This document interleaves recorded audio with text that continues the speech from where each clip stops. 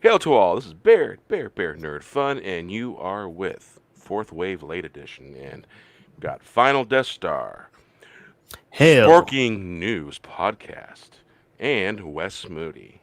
Hey. Say hello, everybody. Hello, everybody. Hello, everybody. Hi, everybody. Oh, shit. Picard, episode 8. Yeah. What are we thinking? We're thinking, actually, I'm thinking that my cringe muscle didn't get triggered as bad. Hail. Not as bad, no. Not as bad. And basically, I remember the first episode.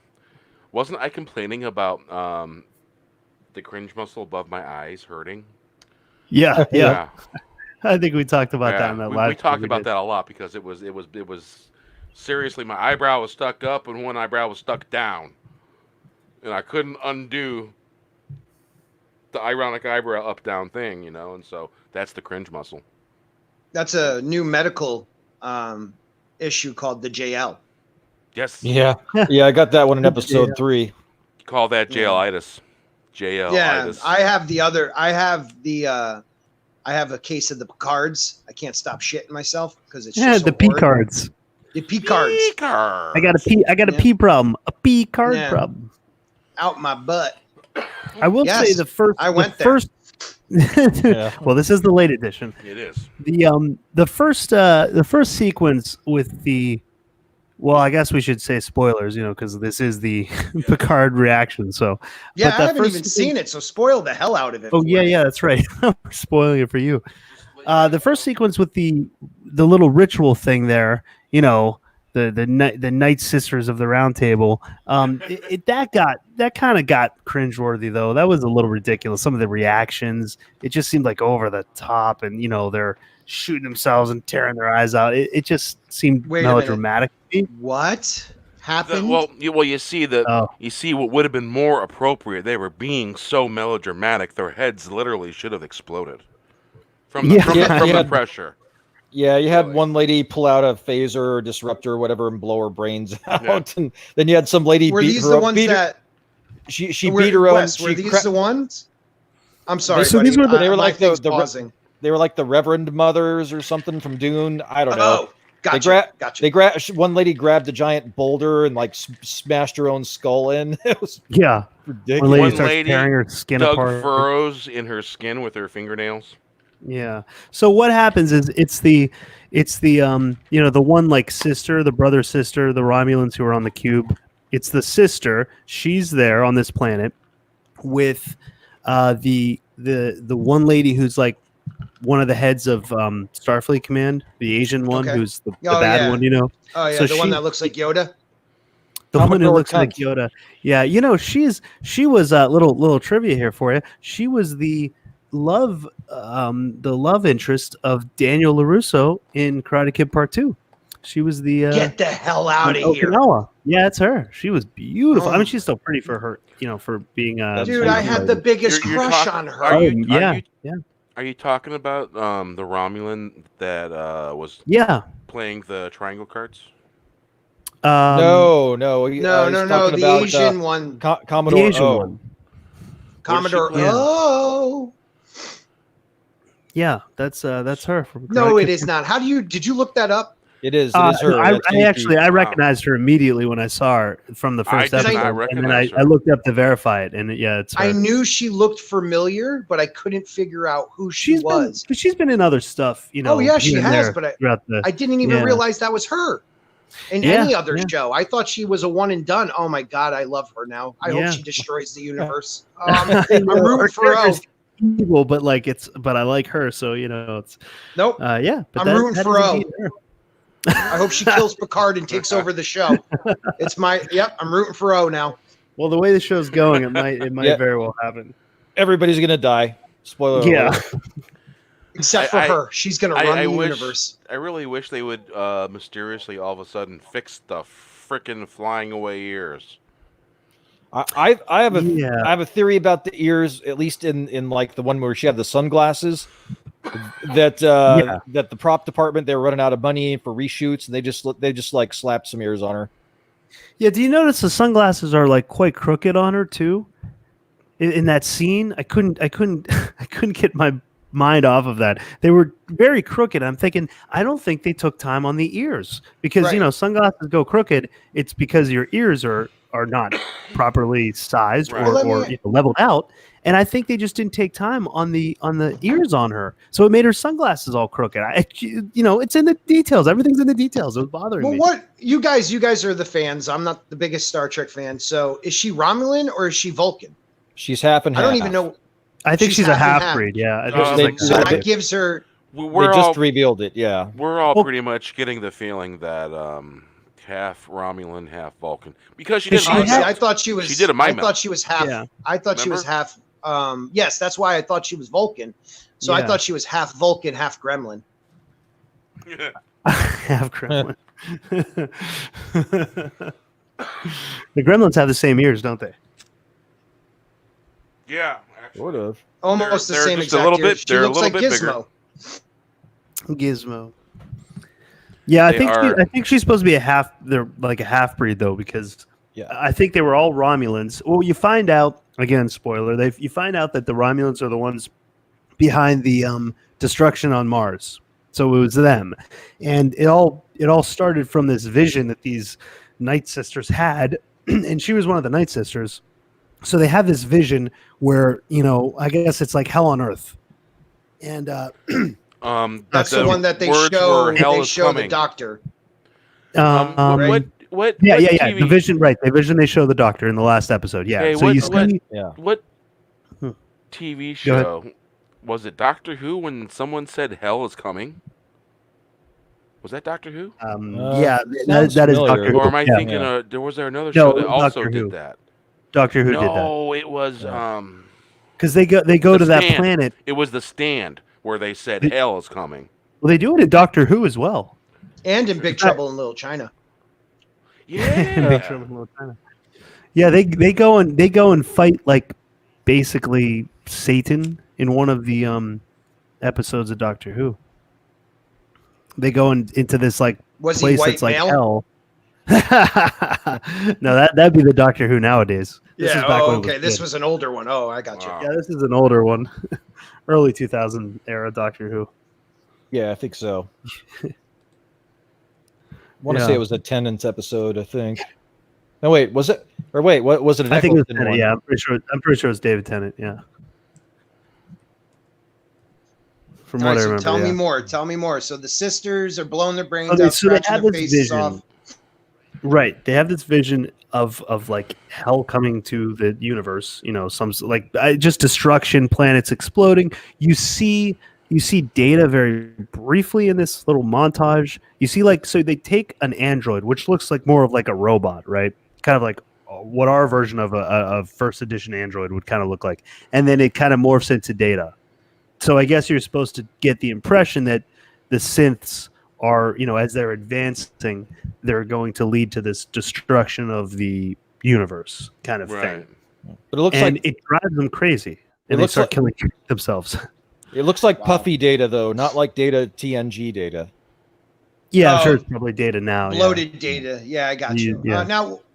Now they don't see at all in this vision like their eyes being taken over, or because pretty much someone hacked into them. That's what I got from that episode where they show us the synth killing all the people on Mars, and then in that one little room. I think that was like 3 episodes ago. So we don't know yet who hacked their eyes, right? Because they were hacked. No. That's what I got from it.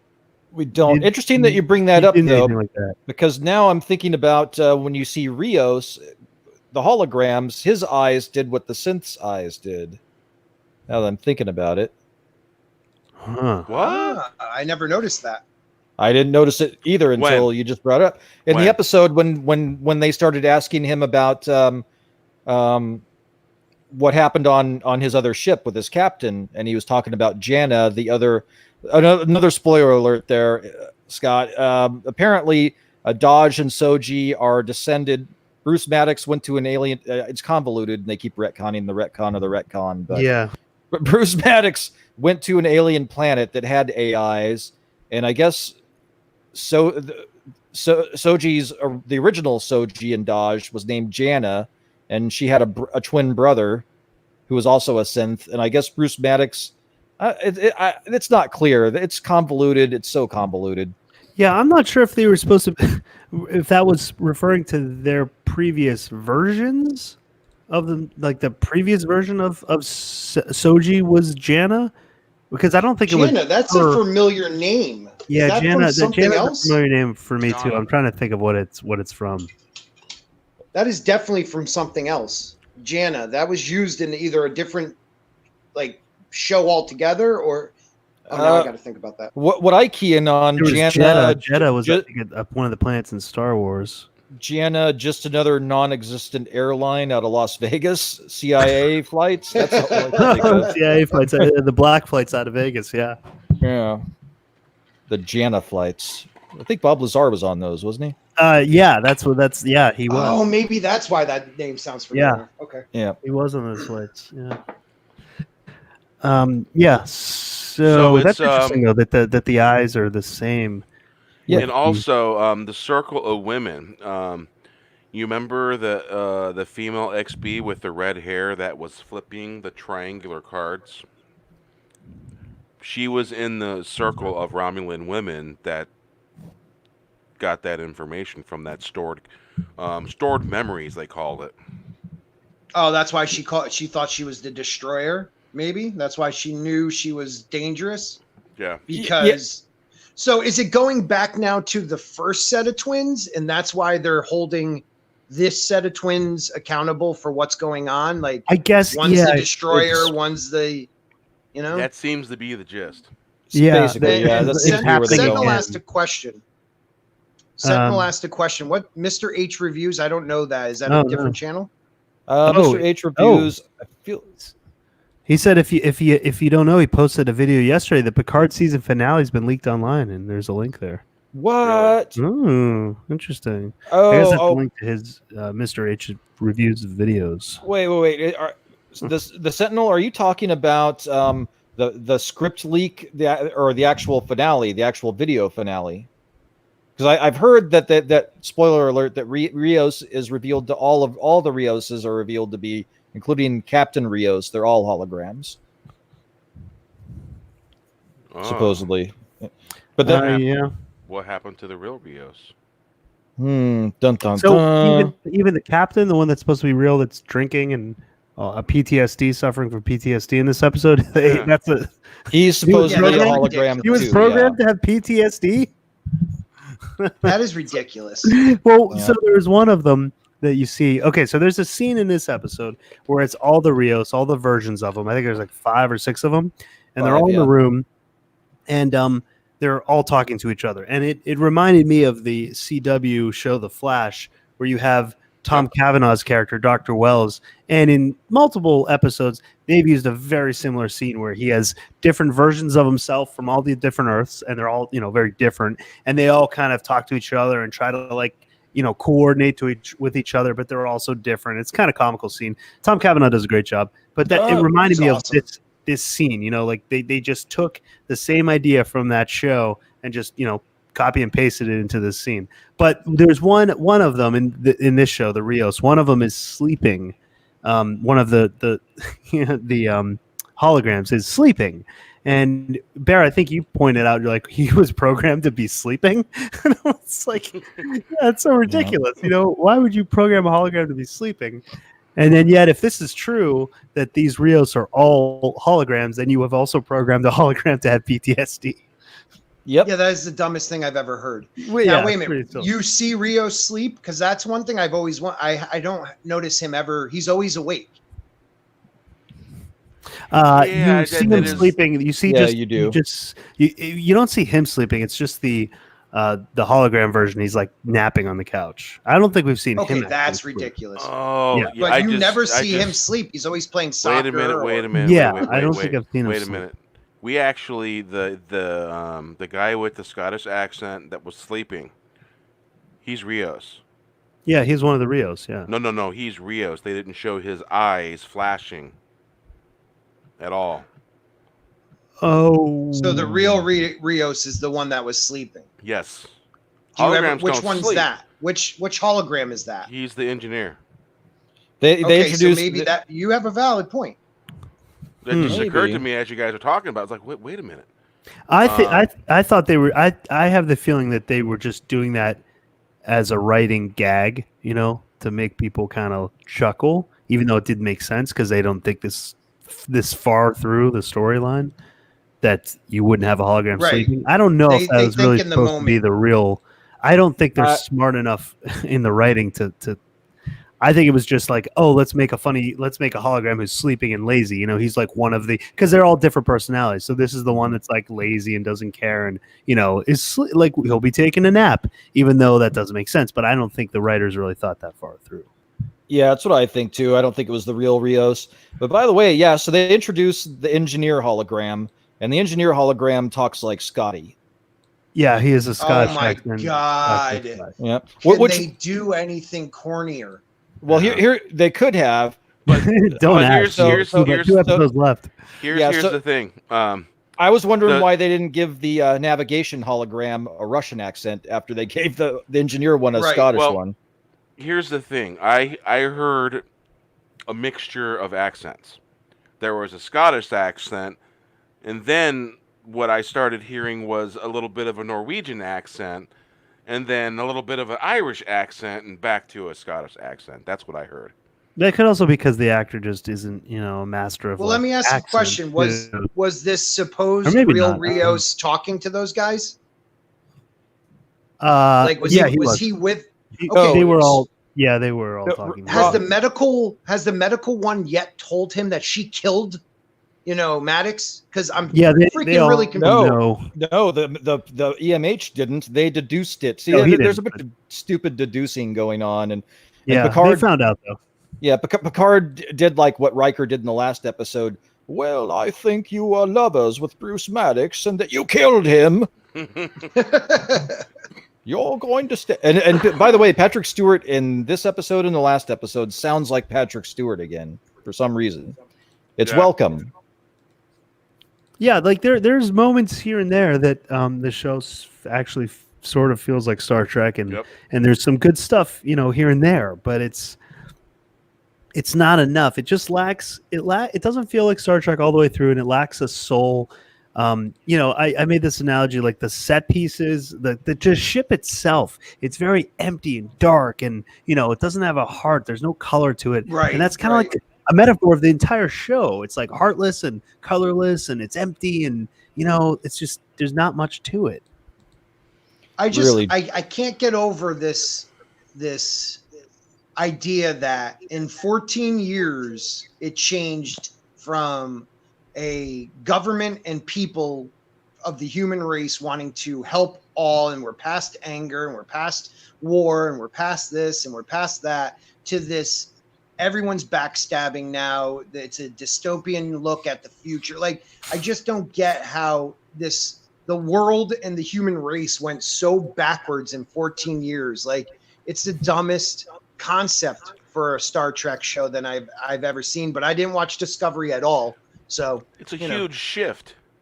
It really is. It's unexplainable. Well, that Starfleet would just leave, Romulus to die and, burn out. And I mean, they're taking the political climate of America, the world right now, and injecting it into Star Trek. Their vision of what they think it is, anyway. Right. Well, exactly. Right. Totally their vision of what they think it is. And they were completely putting social engineering terminology and words in this episode. All right, guys, I got to bounce out. I got to go to work. Enjoy the rest of your chat. This sounds fun. I'll be listening. All right, Scotty. Have a good day. Have a good one. Be safe out there. All right, guys. Take care. Okay, talk to you later. Take it easy. See ya. Hey, held it. Let's just say hi to everyone in the chat too. I don't think we did. All right. Hail Mikhail Wolf. Hail the Sentinel. Sentinel. We had Price. Price of Reason said he, it says I have a confession, but then never gave it. So I'm still waiting. What was the confession? Wait, he says I don't watch Picard because I heard it was shit. Oh, where was? Oh, is that the confession? Yeah, it's in the pop up on my screen. Okay, so that was the confession. Well, yeah. Well, I don't blame you. I don't blame you either. It's not. It's just I don't know. I've been watching it, mostly because we have these shows, and I want to just keep up on what's going on with some of the shows that everyone's covering, and right. But it's not. I'd rather watch The Next Generation. Yeah, me too. Even the bad ones. I watched the first half of the season, then I watched the Borg episode, the first Borg episode, and I gotta say, the Captain Picard is a dick. I didn't realize how much of a dick he was. I went back and watched the first 2 episodes. I'm like, this guy's an asshole. Wow. Yeah, he was kind of a dick. I didn't realize. You don't think about it. You don't realize after they go so far in the season where he actually kind of softened a little bit and wasn't so much of an asshole. But jeez, get that child off my bridge. Oh man. Well, there was one. I would say, good scene, well-crafted scene in this episode. And it's when Picard and Soji are at the table talking, and she's asking about Data and asking, like, what do you, what did you feel about Data? What was he like? Did you love him? What would he say about you? And it's a nice scene. And it felt like Star Trek, because I guess it's kind of the member berries, a little nostalgia for you. But yeah. Picard does say, something they shared in common, because she asked, like, did he love you? And he says, well, I don't know. He wasn't really capable of that kind of love. He had limited emotions, but, I guess, like, in his way he did. And, he says, in my way I did.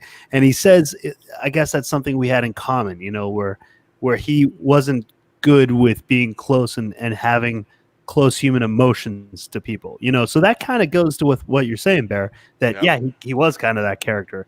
And I thought that was a good scene in this show. See, there's every now and then you get a scene where you're like, oh, that feels like Star Trek, or that's really good. That's Picard, or that's, here and there. Well, not only was it a good scene that seemed like Picard, it also demonstrated character growth, which is something we're not getting. Right. That's true. Yeah, very true. Yep. Self-analyzing, growing, and realizing your faults. Yeah. Hail Sporking News Podcast. There you go, buddy. All right, I was putting the link out on Facebook. Say hi to me. Oh, I watched it. He was reporting on a Bounding into Comics article of the same name posted on March 9th. Honestly, there's so many articles coming out in Bounding into Comics. Sometimes we miss a few here and there. But doesn't mean we ain't going to go back and talk about it. Yeah, I did see the article, and again, it's the one where you find out that the real Rios is actually also a hologram. Okay, so do you guys want me to set up do you want me to spoil it and set it up exactly how it goes down? Yeah, go ahead. I mean, I don't. It's profound. It's profoundly stupid. There could be different interpretations here, so I'm going to give you my take. Basically, what it is the last scene, Girardi's like, oh, and she wants to get into a relationship with Rios. And then Rios says, oh, there's something I have to show you. And she's like, what? And I guess he deactivates himself. So that could be either the real Rios is a hologram or he's trying to blow her off. He deactivates himself. So he's trying to show her by deactivating himself. He's showing her that he's a hologram. Is that the? Yeah, it's that, or he created another Rios that's more like him to deactivate himself in order to like blow her off and get rid of her. Okay, interesting. And that's how you find out that he's the real Rios. Well, what we thought was the real Rios is actually a hologram too. That's how it goes down in the scene. Huh. And I would be wondering is there a real Rios? And I'm wondering if maybe the guy with the Scottish accent that morphs into different accents and back to Scottish accent is the actual Rios. He's just hit himself as a... Well, there had to be a real Rios because you saw the... I mean, I guess it could be fake, but you saw the picture, when he has his PTSD scene, he pulls out a picture of him when he was with Starfleet Command. So I would assume that was a real Rios at some point. Wouldn't it be morbid if both he and his captain blew their own brains out? But then who was there to make, the Rios versions, the hologram versions of them? Someone had to program them, because I think what we find out in this episode is that he scanned himself, right? I think the doctor was, or no, one of the versions was telling what's her name about that, where that he had scanned himself multiple times. When he had the option of like choosing a hologram to use, he had chosen himself and just replicated that multiple times. And that was an accident. He had to, right? It was an accident. We never changed it, but he had to have been there to do it. So that has to be a real Rios who's alive somewhere. If he's not on that ship, I would think. Yeah.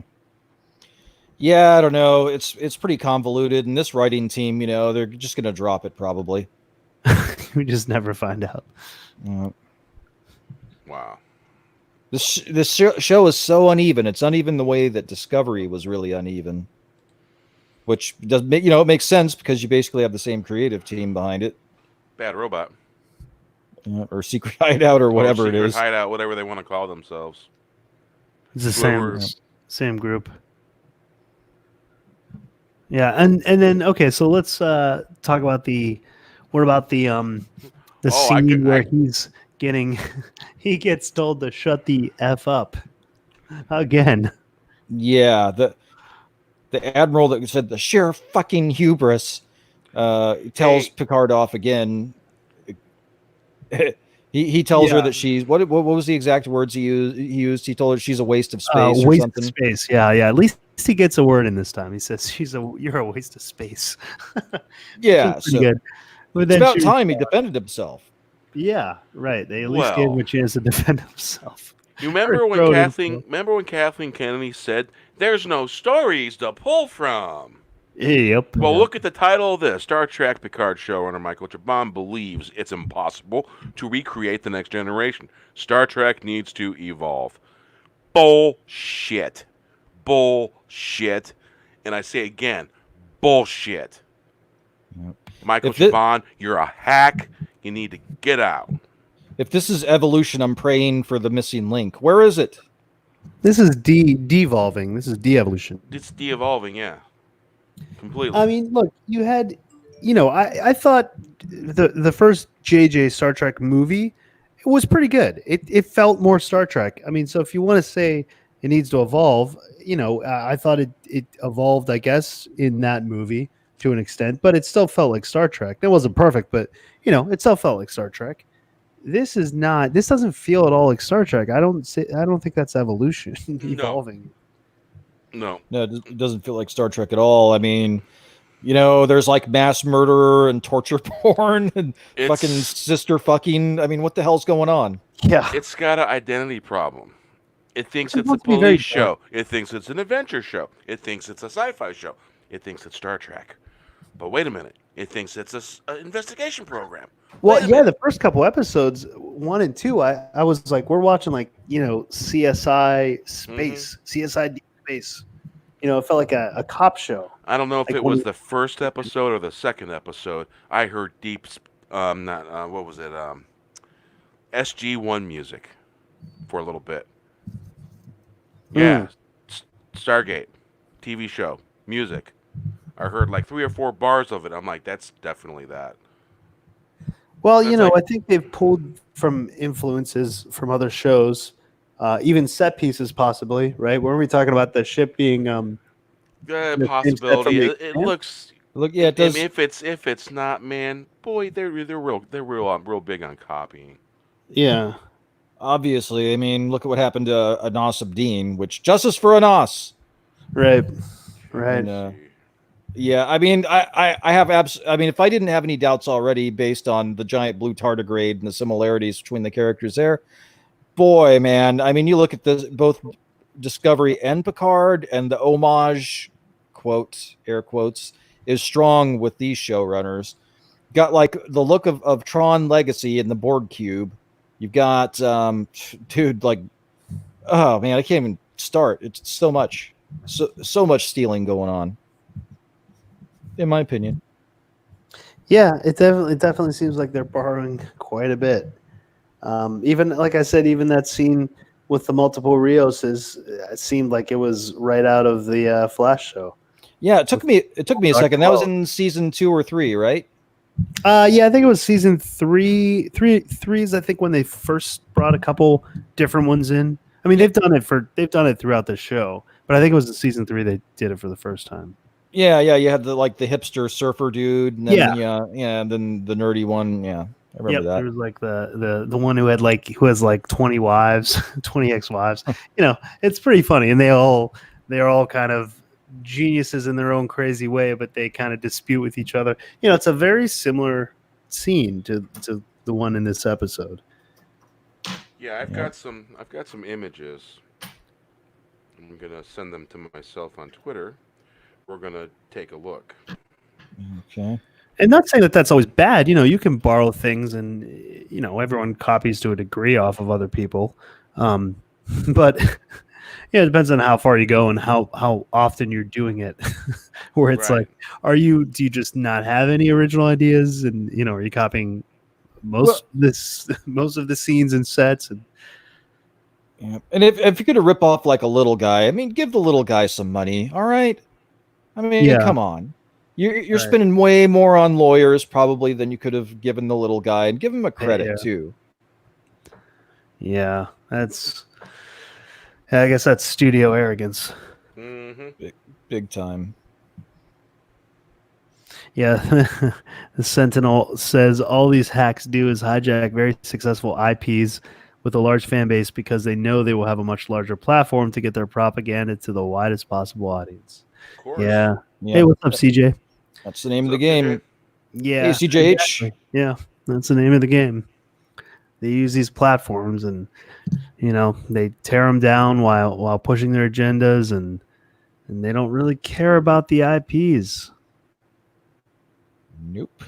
Well, we've seen it with Star Trek, with Star Wars, Doctor Who. I'm sure Marvel, will be next. Phase Bohr. Well, Nicholas Meyer, when he got hired on to do Star Trek 2, I guess even Gene Roddenberry was the one that supposedly who did it, leaked that Spock was going to die. And he got a bunch of hate mail and stuff like that. And people were like, if Spock dies, you die, just based on, the fan magazines leaking that news. And Nicholas Meyer said, he said, people were telling me Spock can't die. And he said, of course Spock can die. You can kill Spock. You can do anything you want, but it has to be done well. And that's the key. Right. If you do it well and you take the time in the story and it makes sense and it, drives the story along, and it's not just done for shock value or, for some stupid reason like killing Luke Skywalker off, then, then it makes sense. Then you buy it, you're into it. You can get away with things like that.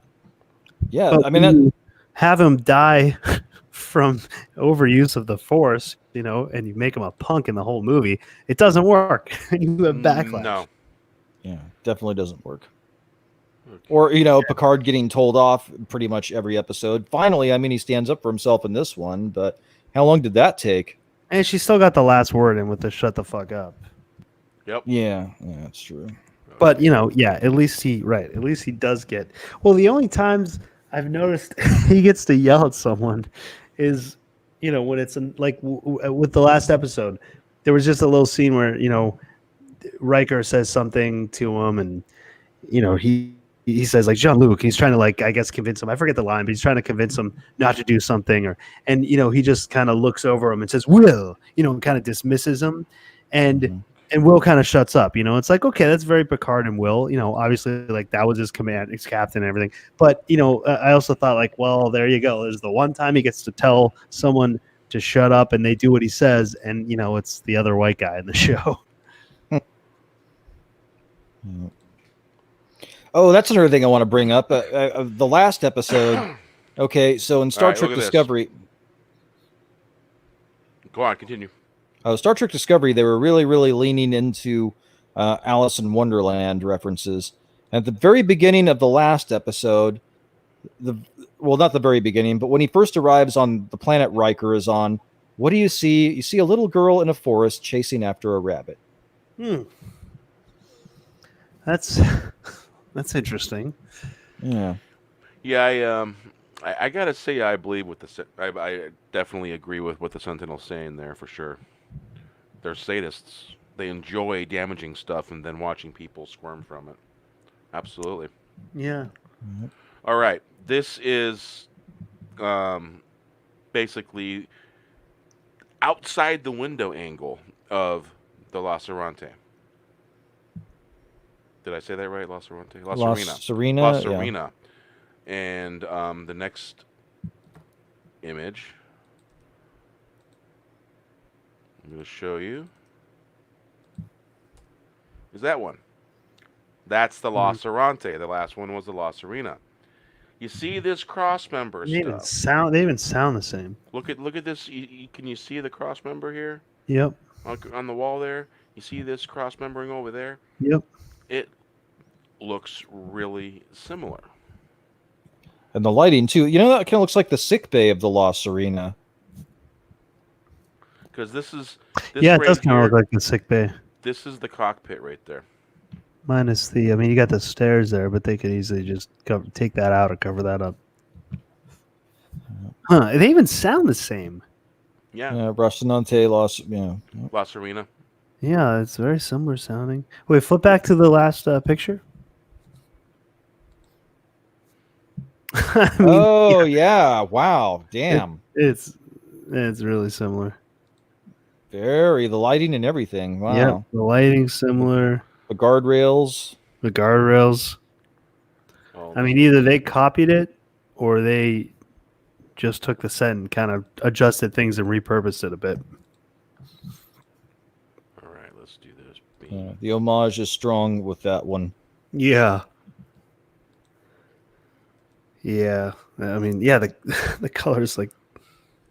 Now check this out. See that? Mm-hmm. La Serente. Angles. Yeah, it's angled the same exact way. This goes down to the, I believe the med area is down the stairs here. Also, on the La Serena, the med area is down the stairs. All right. Yeah. One picture I'm not seeing. And this picture would probably make Stephen happy.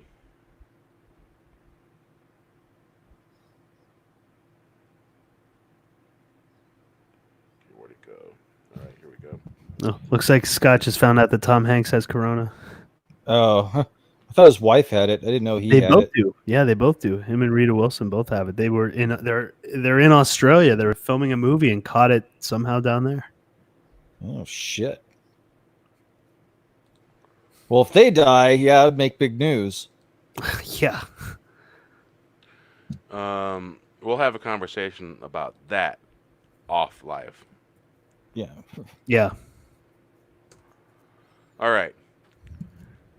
Now, I did not screen grab this because she was in the picture. She just happened to be in the picture of what I wanted to get a picture of. See the bulkheads back there? Yep. Look a little familiar? The slants, the angles. Yeah. Yeah, that's very familiar. Bink. Okay. Yeah, look at the angles right there. They're all right. Before, after. Yeah, they either copied it directly or used the same set and just modified it a bit. Well, basically, they would have had to have cut it in half and then widen it. Yeah, I wonder when the filming stopped on Expanse season 4 and when it started on Picard. Wonder if that lines up, pretty well with enough time just because isn't there going to be a season 5 of The Expanse? No, season 4 is going to be the last season. Well, that sucks. Yeah. We still have Killjoys. The Expanse? Netflix picked it up, but Netflix picked it up, but is it Netflix or Amazon? I think Netflix picked it up. Oh, Amazon, okay, but they're only doing the last season of it. I heard there's a lot of story that still needs to happen. I don't know how long the season? It's a show I haven't started watching that show yet. It's on my list of shows that I need to watch. How long are the seasons? Are they? And this is a picture of my 55 thought it was like inch. 12. This picture I took, it's a common. picture of my 55-inch TV screen. Wow, nice picture. It was paused. And this image right here, to get the bulkheads, it's literally barely even a second. It just goes right by. Because it's the door back in here. But there was these things here that was catching my eye. And I haven't even checked out Dark Matter to see how much copying that Picard did. Checked out what? Copying that Picard did. Flattering, you could say. Okay? Yeah, flat. Homaging. Yeah. Because all right, this is the one thing that is kind of stupid. Look at all this open space. What's the one thing that they don't normally have in ships? A lot of empty space. A lot of empty space. Why? Hull rupture. Because there isn't always going to be force fields. Because you see every basically every bulkhead. Apparently there is a force field that can go up. But what if that failed? Because you seen right before in front of the bridge there was a force field stopping them from getting to the bridge. Oh yeah, in episode 8, Rios couldn't get to it. Right. And if he would have been a hologram, he would have walked right through that force field. Or basically, he doesn't know he's a hologram if he is. Otherwise, if he'd have been a hologram, he'd have walked right through it. Oh, maybe that's why he was able to open it. I honestly, I think it's just going to be a dumb gag for him to blow off Allison Pill Popper. That's what I think it is.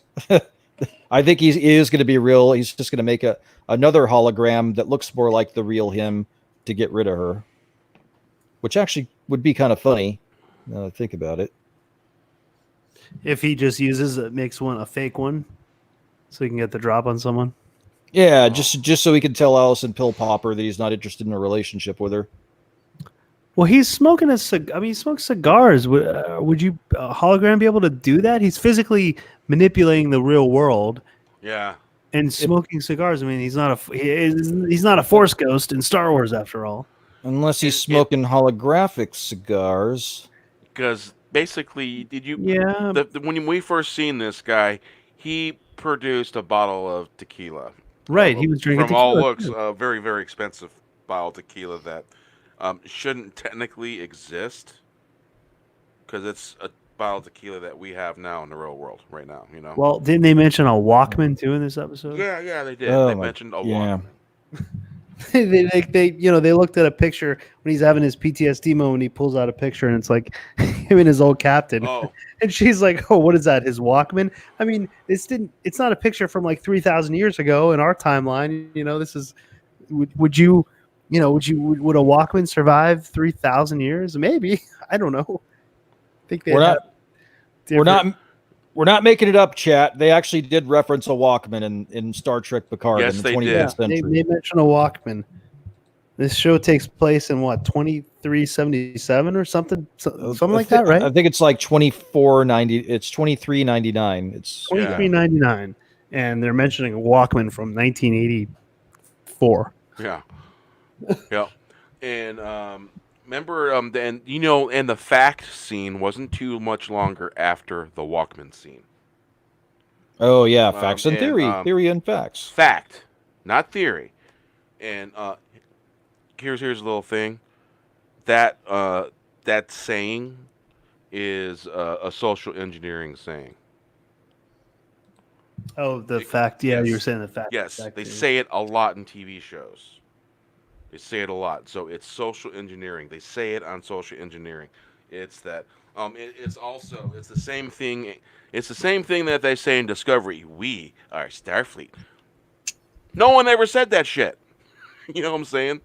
Here's the thing. When the Fonz was the Fonz, he didn't have to try to be cool. Steven's having a problem connecting. And he didn't have to try because he was cool. Oh. You see, when you're cool, you're cool. If you are, you are. If you're not, you're not. Yeah. It's not gonna happen. You can't force it. You can't try this. You can't do that. It is not gonna happen. You know what I'm saying? Yeah, yeah. Hail, Stephen. Hail. Hey, Hail. having connection issues. Sorry. That's all right. So, what is your take? I was reading your tweets. Hey, Stephen. Very good. Yeah, they say you're not supposed to put super glue in your hand when you do that. Man, oh, there was so many parts of this episode I just wish weren't there. I'm going to say the good stuff. I'm going to say the good things. I like Rios. I was kind of hoping that the hollow Rioses would flush Raffi out of an airlock, because I just don't like that character. I just don't like that character. I do like Soji. I did like 7 of 9 in this episode. I did like 7 of 9 when she connected herself to the ship. Yeah, I did too. I was hoping she was going to go full on Borg Queen, but then she pulled back. No, I rather enjoyed that. It seemed like whoever was writing her, maybe she put in some input in the writer's room. I don't know. But whoever was writing her part for this episode understood who Annika is, the 7 of 9 is. So the whole preface before she connected herself of, just when she was talking to the Elfulan about, do I want to reconnect these people to a hive, rob them of their personalities. And then she said there was a part of her that might not want to let go. And I think that's the Borg part of her. That's the part of her that's still, she was simulated when she was like 7, So very young age. Right. So everything involving the Borg cube in this episode, I'm down with. Even the elf. I liked it. I gotta admit. Yeah. Peyton List knocks it out of the park. She reminds me of a dominatrix. I would definitely pay her to insult me and tie me up. She's actually good. Yeah, her character is pretty good. I buy her as a badass for some reason. She acts like a Romulan. She doesn't. It still bothers me that she doesn't have the makeup. Cold, not she doesn't have the makeup, for the Romulan, but she's hot, and I'm grasping for straws. So hey, cool. Stephen, it's what I would call a dispassionate sexy. She is the type of woman that could step on my chest in high heel boots, ash on my face, and tell me what a piece of shit I am, and I'd be fine. I hope you're talking about cigarette ash. Whatever.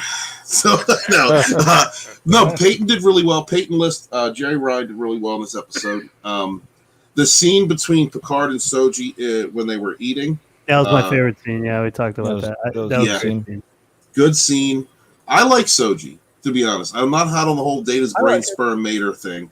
Yeah. And I think they're kind of gonna retcon that, because this episode really retcons a lot of the world building we've already gotten. Yep, it did. Yeah. A lot of it. Like the plant, the hive being the planet with the 2 suns or whatever. Now suddenly it's an 8-star system, and the Reverend Mothers were on the planet with the 2 suns. Right. I mean, theoretically, you wouldn't be able to get near that planet. Well, I mean, the gravimetric forces alone, and just think about the radiation from those suns. Well, I mean, what Rios was saying, or not Rios, one of the hollow Rioses was saying about it being, infinitesimally small percentage for this to happen, for that alignment to happen.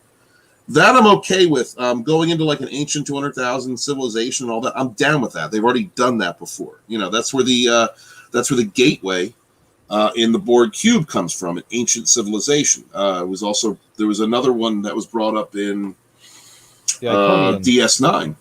There was another civilization that was brought up in DS9 that had like Stargate gateways. So that I'm totally I'm fine with that. And the story about Rios and the captain and everything, I'm cool with that. But did anybody else here cringe when you saw Admiral fucking Hubris? Oh my god! Yeah, for sure. Mm-hmm. We kind of loved how Picard put her in her place, called her worthless. I mean, he finally got a little insult, and said you're a total waste of space. Which I thought was I think okay. At least they hey, gave. I think the showrunners maybe they listened Yeah, maybe. a little bit. Well, Or maybe Which- maybe they want to trick us and say, hey, we'll just throw this little thing in here and we'll trick them and maybe they'll think we're listening. well, you've got to remember at this point in the series, Kurtzman was already shelved over to Clarice. Yeah, Right? he was already left. Right. He's already over Shaban, there. That's when Shaban really took over. Mm-hmm. Yeah, and so I've been waiting for this for the last couple episodes. I've been kind of like waiting for the second half of the season so that I could see how Shaban and the how what changes were made in the production. So this is where we've got a lot of the reshoots that probably happened early on. Because some of the earlier episodes were a little disjointed. You could tell there were something was messed with, some kind of reshoots, and this is where they've changed the flow of the series. So with the changes that I can see that have been made so far, I am actually at this point interested in the finale. I'm kind of curious about where they're going to go with the two. Now, I did notice also in these last two episodes that Picard actually sounds like Picard finally.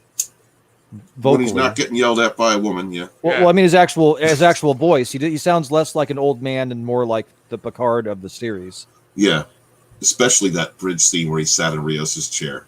Like it was like, oh my god, rock and roll. The captain is back. Like that's how I felt. And then he said, "Oh, I don't know how to work this thing," and that was great. I didn't. In the context, I thought that was fun. Yeah, we laughed too. That was a funny scene. Yeah. I did like the scene with him and Soji. I thought that felt more like, Picard. Now, of course, that's a little bit of nostalgia hitting you because he's talking about Data. Yeah. So there's a little nostalgia, but it was well acted. I think Wes, you were saying like, without like the show really hinges on because it's Patrick Stewart. His acting ability. Oh yeah, it would be borderline. Well, it'd be pretty much unwatchable without his acting in there. Yeah, because that scene was just. I mean, the actress playing Soji did a fine job too, but Picard really, or Patrick Stewart really sold that scene. Mm-hmm. Talking about Data and the emotions or lack of emotions that Data had. He had limited emotions, but then he kind of makes the similarity to himself. He says, I guess that's kind of something we had in common, recognizing and acknowledging that he also has a problem with emotions and being close to people. We were saying that showed character development. It was a really nice scene. So every now and then you get these little bits that are really good in the show. Every now and then. Sentinel, when those plugs came into her back and her eyes went black and green, I was down. I got a Trek hard on that I haven't had since 2005. I was happy. I was happy. And then Peyton, I can't think of her name, the character's name, but Peyton's character. Opens up the airlocks, or he opens up the ship, and just all those Borg just fly out of the ship. Yeah, like those two, Jerry Ryan, Peyton List, great in this episode. Their characters, that little the side plot, Borg Cube side plot. I was very happy with it. Yeah, she's a lot better when she's not trying to bone her brother. Yes, Wes, yes. Where was he in this episode? Where did we leave him? You saw him at the very end. Yeah, he was the one that did the Boba Fett and followed them into the wormhole. Oh, right. He did pull a Boba Fett. Well said. The Boba Fett, yeah. Yeah, I kind of have to agree with Picard show had a momentary of levity. Well, I never thought I'd see that after the first episode. Now, honestly, I thought I wouldn't see it either. Well, I agree. The Sentinel. Absolutely.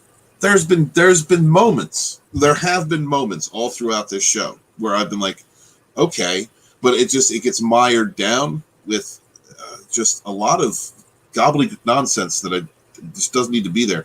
I mean, honestly, as I was watching this, when I was coming to the end of this episode, I was thinking to myself, somebody could cut out a lot of the BS and probably make about a 2-hour movie, a decent hour, 45-minute movie out of everything we've seen so far. If you just cut out just a lot of the stuff, like Raffi. Yep. Okay, does anybody here like the character Raffi? No. I hate her. I keep seeing the police chief from the Glades. Honestly, I keep seeing that character.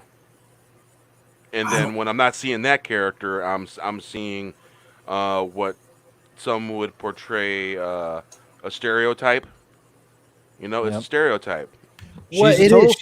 She has a lot of like pent up anger in her, but it just keeps kind of playing the same game over and over again every episode. She's pent up anger. Then she turns into Aunt Raffi. Then she's a drug addict. Then she's Aunt Raffi. Then she's angry. It's like, what is this character? You know, like I don't buy her arc at all. I don't think she would have passed the Starfleet, psych exam or whatever it is that Wesley Crusher took. Right. And I don't think she ever would have made it far enough to get to where she would have been with a high profile admiral like that. And then she's, they make her a stereotype. She's like, you living in your chateau jail. You see, Auntie Rafi is. I'd show you around my place, but it's a hobble. You see, Auntie Rafi is a drug dealer. Yes, that's exactly what I see, bro. Yeah. I see and, that is, and I told you I had a neighbor that this person reminds me of, completely. That is your friend's cool aunt that you can go to and get some pot. You know what I mean? That's who that is, or you know what I mean? Like, and I don't have anything. It was the last ditch place you went to when you couldn't find nothing. or honestly, if you're at a party with a bunch of people that you don't know, like a family reunion, that's the one cool aunt you can sit and drink with, because you can get effed up and you still look better. Yeah, I mean, they had to turn the alcohol, ability for her to drink alcohol off in her room, and then she's trying to like haggle with the Rios, hologram to turn it back on. What the hell was that confab? Oh my god. They could have cut all that out and I'd have been fine. We were saying that the show had so much exposition, that it does kind of drag a lot at times. But yet, even with all the exposition, you're still kind of not sure. There's still plot points where you're not really sure, and timelines that you're not really sure. Like, we had to pause it, I don't know, man, after the first 10, 15 minutes, because we couldn't figure out. I was like, okay, so when did this vision, when did this whole thing happen with the women, the Night Sisterhood thing on the planet, where they get the vision? Like, was that in the past, or because you have you had I think when Picard's talking to Dr. What's her name, the blonde Dr. I can't think of her name. Nag woman explained. Yes. Yeah. Oh my gosh, Dr. McNaggerson. When she's sitting there and she, he's like, "What? When did she?" She explains, I had this vision. This, the woman gave me this drug, but also gave me this vision, of hell. And he says, "Well, when did it happen? Was she there?" And she says, "No, it happened like hundreds of centuries ago." I'm like, "Well, we did see her there on the planet having the vision. So, how does the timeline all?" Because we thought that was 14 years ago. But, so we finally figured out what was going on. But with all the exposition, it didn't really make it clear. Well, again, in one of my problems with these shows, most of them, the last one wasn't so much, but most of them, it's like the first segment of the show makes me go, what? Or it makes me go, ew. And this one made me go, what? And then, ew. Because the first thing I thought was, okay, who was the person standing off looking at this circle of Romulan women going, okay, we have a redhead, we have a white girl, we have an Asian, we have a black girl, we have an Indian girl. Who the hell, could you be any more obvious that diversity was on your mind on that scene? I don't have a problem with diversity, but for God's sakes, you had a human from every subcontinent in a circle dressed as Romulans. What? Okay, that's just a nitpick. But then they started ripping out their faces and hitting themselves and shooting themselves after seeing. And I'm like, what is this show? Yeah, wait a second. The two white girls and the Asian girl lived, and all the other girls died. There were no trans representation. I did not see any non-binary people there. I am very upset. Very. I do not feel represented in that circle of Romulans. Yeah, it was a silly scene. It seemed like a cheesy horror movie, kind of. It did. It just seemed like all of a sudden the woman turns to the camera and just blows her brains off, and then you see a quick shot of a woman grabbing a rock and bashing her head, and then you see another woman. It was all these quick shots. The poltergeist bathroom scene, like she's pulling her face apart. I'm like, what the hell is going on? Yeah, it just seemed like kind of cheesy horror movie, that wasn't shot well, and I don't know. It didn't work for me, that scene. That didn't help. And like, I'm still stuck on them looking like the Reverend Mothers from Dune. You are right. Damn, you're right. I didn't even think about that. Yeah, well, it's just one of the mini homages that the Romulan. Okay, I don't even know why these look like the Romulan, the Reverend Mothers from the other planet where he picked up Nimrod, but yeah, they look the Romulan nuns all look like the Reverend Mothers from Dune. And do you guys think that this story arc, they're actually ripping off the Orville? Because wasn't last season wasn't one of the main episodes when the planet of I can't think of their names, the artificial intelligent race? Oh, they were at war with them. They were at war with that. It was actually one of the best couple of episodes of the Orville, but they went to war. Kalon. Yeah, Kalon. Are they ripping off the Orville? Because now we're going to a artificial intelligence planet, and where's that going to lead? Is that going to lead into, a war with, I guess the Romulans? The one thing that I do like, kind of, I mean, the Federation is still the bad guys, according to Picard, but is that we finally have a defined bad guy, I think, in the Romulans. And finally, at this point. Well, there's something that you guys are kind of pointing out with the horror sci-fi thing. Did you ever think maybe they're trying to add a pitch black flavor? Remember the sci-fi pitch black films? Yeah. Great shows. Maybe they're trying to go for that edginess that they were showing in those. Well, they're definitely going for the edginess. I mean, the whole tone, the color, the dark, they're trying to go for it. I mean, it reminds me of some scenes from some of the pitch black films.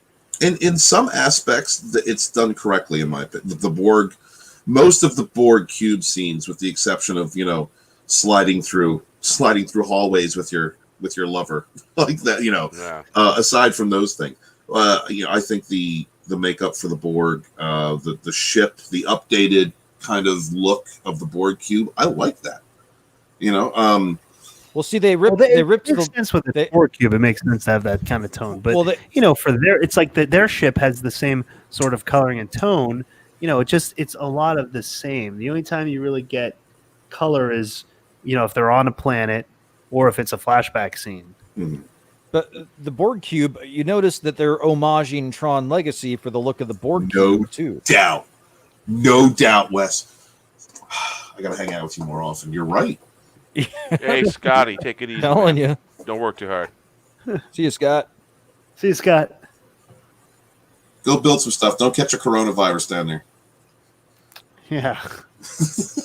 I'm going to be down. I'm actually going to be down with Scotty. Are you? Next week. Yeah, I got a store that I'm remodeling down there. So nice.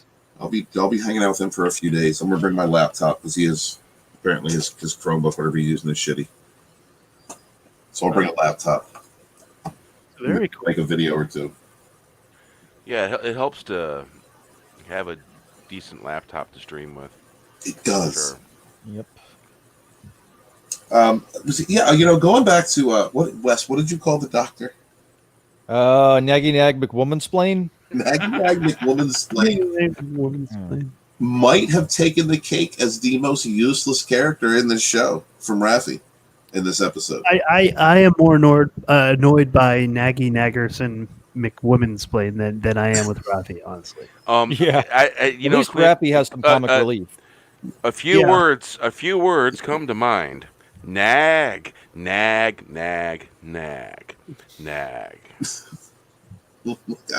little bit of Clint Eastwood nagging going on. Nag. And she's always like, Gauntlet. Just crying. You guys remember Gauntlet? Yes. Great the movie. game. Yeah, I remember the game. Yeah. Little dude going around creating blocks or whatever. Yeah. Yeah. So was it me or did it look like 7 of 9 was going to make people pee their pants? 7 of 9 had a very scary, sexy look to her. this episode. She could have assimilated me. Yeah, she looked great. Yeah, like I said, I think I tweeted that out. I was like, Jerry Ryan and Paintless, please save this episode, and they did. You know, I wish they would fix her ocular piece. It doesn't quite look right. You know, they made it more squarish. Yeah, they made it was. It's bigger than it used to be. No, I think it's a different shape. I think it's smaller, but it's bigger on her face. Huh? It just don't look right. That's what she said. You know, I'm thinking like Nagy McNag Women's Splain. I got that right. She, let me ask you. Okay, when she comes out and she says, "I'm going to turn myself into DS12," and everyone's like, "Ah." Are you telling me none of those people would have been like, "Yo, this bitch needs to be arrested"? I know, like throw her in the container at least for throw her in the brig for till we get there. She's good now. She talked to Soji, and she's good now. I know. Like she comes out and she's like, "Well, I'm done murdering people, so that's good." And they're like, "Oh, thank goodness." What? Like they're all nonchalant about it. What is this show? You're done murdering people? All right. And I don't want to kill myself anymore either. I'm ready to turn myself in. During that scene when she said that, I had to go to microtherapy for a split second. Jesus, man. I'm like, yeah, what? Microtherapy. What? It's all fine, and it's all okay. Great. Now, Commander O being an infiltrator opens up a lot of questions, and huge ones. Yes. Now, if I was not already scared of what they have done with Section 31. Like, had Section 31 not been a big part of Discovery, then at this point, I'd be going, ooh, why didn't Section 31 pull this up? You know, like that would be my first thought. But is it tracking with Discovery? I mean, is this storyline following? It's an AI, yeah. It's the whole AI thing. See, what I'm wondering is, are they going to tie in Section 31 as manipulating? I mean, they are. But the thing about Section 31... Manipulating, what is it, Jad Vash? Could very well. So they discovered who they were, and they made alliances with them. Maybe they're just in the background pulling the strings, you know? So... my question is the mushroom spaghetti ball from season 2 of Star Trek Discovery the one that had the AI that the AI wanted to become an AI, even though it didn't know it was an AI? Right. Yeah. So is the mushroom spaghetti ball like something sent from the AI planets? I am hoping this has nothing to do with Discovery.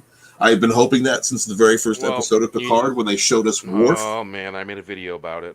You know what I mean? When they showed us Worf, okay, not a Klingork, Worf, standing in the Klingon High Council chambers with Picard from TNG.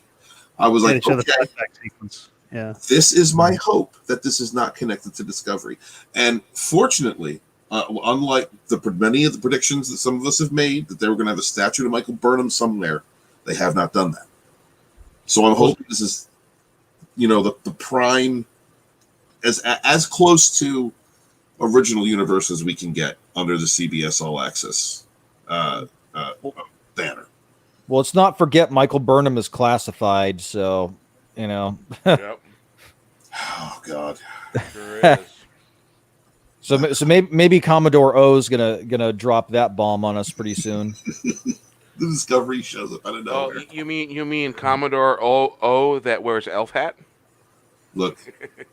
And sunglasses, right? Hey, I like that actress. I like the Karate Kid. I like that actress. Yes, that's what we were talking about earlier. I'm a big fan of hers too. Yeah. And that's another character that I think has done great. Now the scene where she came to the Institute with that was a little ridiculous, but everything else that she's done I've enjoyed, and now I can even go back and appreciate more her snarky attitude. I mean, because when you have a Vulcan who has an elitist attitude that is smug, that's canon to me. Like that is how Vulcans were, at least in the Enterprise timeline, even up into the TOS timeline. I mean, Sarek kept his attitude in check when he was around Kirk and around other humans. Actually, he treated his son worse than he did the humans. But that had to do because he was the human ambassador, and he actually was in love with Amanda. Like he had kind of an affection for humans. But even Sarek had kind of a I'm better than you attitude, an elitist attitude, when especially when he's speaking to people like Klingons. So that kind of an attitude coming from, I get her being half Romulan at this point. I think that's what's been that's what it's been exposed as. I'm fine with that. So that's another character that I've actually been able to enjoy, and I'm probably going to be able to go back and enjoy it a little bit more with the understanding of the character that I have now. Now, Stephen, we were trying to figure this out. Are they straight Vulcans and Romulans, or is there a little crossbreeding or like a half-breeding thing going on? Well, there's always been, I know originally they were basically the same race at one time, and then they kind of split, right? Right. In the year 4 AD, Terran calendar, is when the Vulcans left, or when a sect of Vulcans left Vulcan, because they did not prescribe to the philosophy of logic, and went out into the universe, and they kind of all went in their own directions, and eventually a lot of them came to Romulus, settled Romulus, created the Romulan Empire, and evolved across various planets in different ways. Now, we've always seen Romulans as the ones that came from Romulus, which those are the Vulcans that I traditionally like to enjoy. The green skin, forehead ridges, mean attitude. But I mean, a case can be made that because they settled so many different planets, that the evolutionary tracks were different. I'm willing to give leeway there, because that would happen realistically. Okay, sure. But because they did that, that makes the whole thing about Romulus blowing up all that more stupid. All right, take a look. What is that? That is the one cybernetic human that sacrificed himself in Star Trek Discovery. Now watch. All right, I'm watching. There's Control with the red eyes. Uh-huh. It's coming. Mm. And it won't feel good. Wait, who is this? This was from the clip from Nepenthe. There's the robot face they showed. Oh, this yeah. one turns into Data.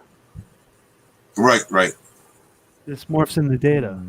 What is the link with Data then? This is something I don't understand.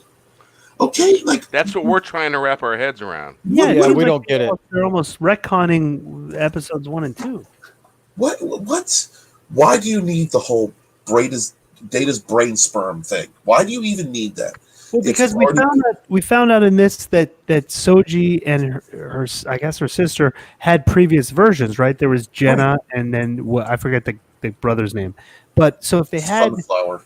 Oh, see, Sunflower. Oh yeah, Pretty Flower or whatever. Yeah, was. like that. Dude, with the gayest fucking name. Dandelion and Jenna. Yeah, I mean, if you had versions of them, what the heck's the point of Data then? Where did they come from? Because I thought Soji was unique because it was Data that they had used somehow, even though that's silly. But now it seems like it wasn't really that important because they had versions of them before, and Data wasn't around then. So what is the whole Data thing? That must be where the shoehorning's coming in to get the TNG cast back in. When he was never originally a part of it, they probably just only had. It's exposing, the weakness in the writing. Data he's just shoehorned in, and before it was I think their original storyline was Bruce Maddox going to this AI planet and finding Dandelion and Sunflower and Janna. The hippie droids. Yeah. All right, there's that video that I was just showing you some clips from that video, and as soon as I saw that and all, I put the two together. I'm like, yeah. Robot here, and then this looking robot here. They look very similar, and I'm just like, what's the coincidences of them looking so similar? Control do drugs. They're probably going to rip off like the V'ger plot from the motion picture, and Ariam, after she got ejected out of an airlock, went into a black hole and became the Borg Queen or whatever.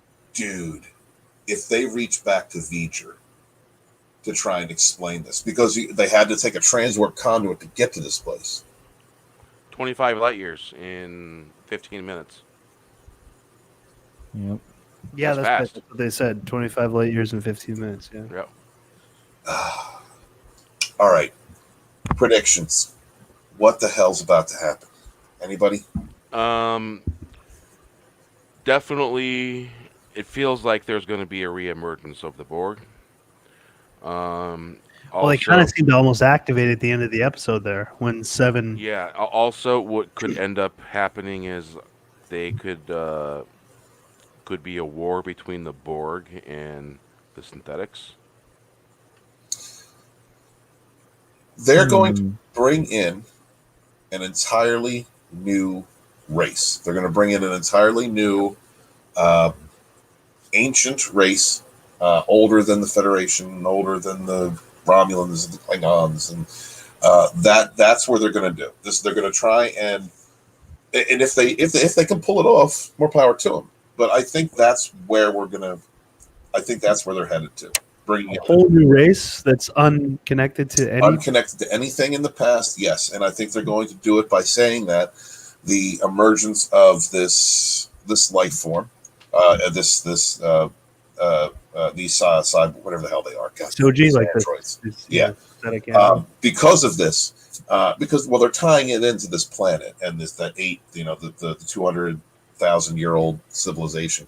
Yeah, if this civilization fell. If the civilization had fallen, but they still had enough ability to track their suns into an alignment, I mean, the precision, the mathematics, the power, just the raw power that it would take to do something like that, the civilization, not just 1, 8 would have had the ability to leave some kind of a contingency plan. It makes me think the Mayans had pretty, if I mean, who knows where the source came from, but they had pretty good understandings of the solar systems and alignments. Yes, they did. Not saying where how they got it or where they came from, but just the fact that they had it, and they went extinct. But true. But I mean, you're talking about a Type 3 civilization. Only a Type 3 civilization could do what they're saying could have been done. Hmm. So this is a civilization that has evolved over millions of years, completely different from anything they started off as. And you're right. I mean, they could have died out. There was an Enterprise episode where Phlox was ordered to help sustain a race that was dying because they had reached the end of their genetic line and they were going to die.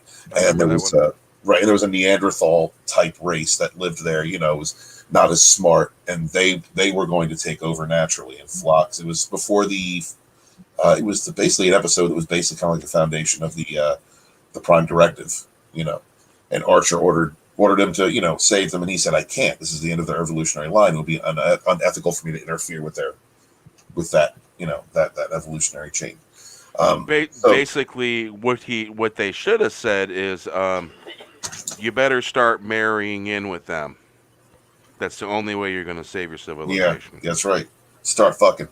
Yeah. So like the Space Hillbilly episode in TNG. Because basically, remember the TNG episode where they were clones? Yeah, Up the Long Ladder, the Space Hillbilly episode. Yeah. And I just got done watching that one yesterday. And that's what reminded me of it. You know what I keyed in on after I watched that episode again? And it's really stupid, but I keyed in on the gratuitous violence when Riker and Dr. Pulaski phaser their clones. I was like, that's a very Star Trek Discovery-esque thing to do. They did. Can I ask you guys a question from history? Do we know where androids and synthetics first came from? Dr. Noonien Soon. Yep. And when in the timeline did that happen? That would have been 40, almost 45, 50 years before where we're at now. Yeah. Okay, so according to this vision that they had, this cycle that's going to happen, this hell on earth that they're talking about, that synthetics are apparently going to cause. This happened before, right? This is like we talked about the second coming of this event. Yes. Mm-hmm. Yeah. So, and this happened several hundred, generation. 200,000 years. Yeah.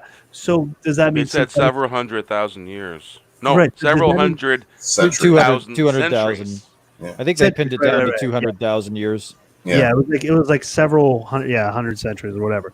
So does that mean synthetics were around back then at this point to this ancient civilization? Did they have synthetics? Yes.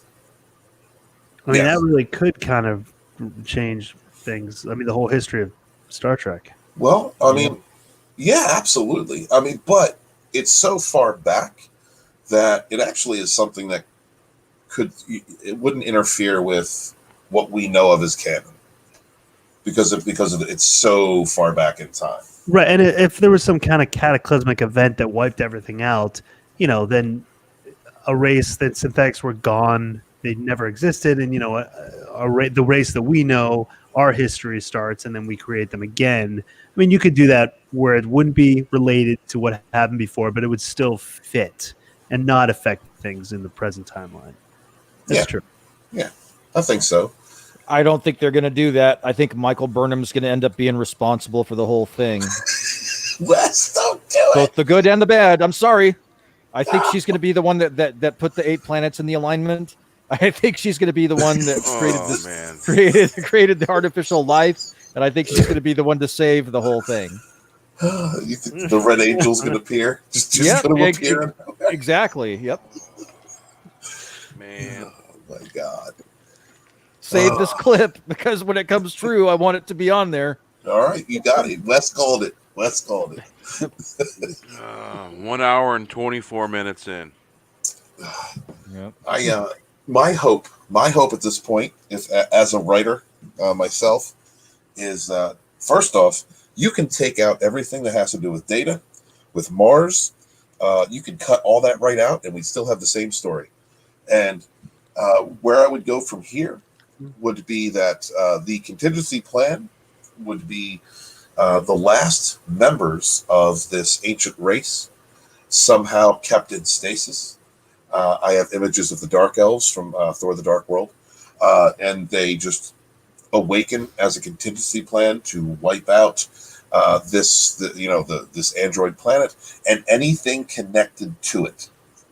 Kind of like the Shadows or the Vorlon from B5, from the Shadow War. That's kind of my feel. That's where I think it's going to head to. But I have a strong suspicion that the android race that was created and most likely defeated by the race that created them led to the Borg. That's why I think the Borg is tied into this. That's the only creative way I could see it. Now they are worried about Soji. I mean, she said she's kind of the harbinger of death. So how would you fit into that? Because that's an interesting idea, what you're saying. But how would Soji, as being this dealer of death? Well, how would she fit into that? I think that it's not so much Soji, the character herself. I think it's what she represents as an android race and a flesh and blood kind of evolutionary type of android race, which is why I think the whole idea of including Data in this is retarded.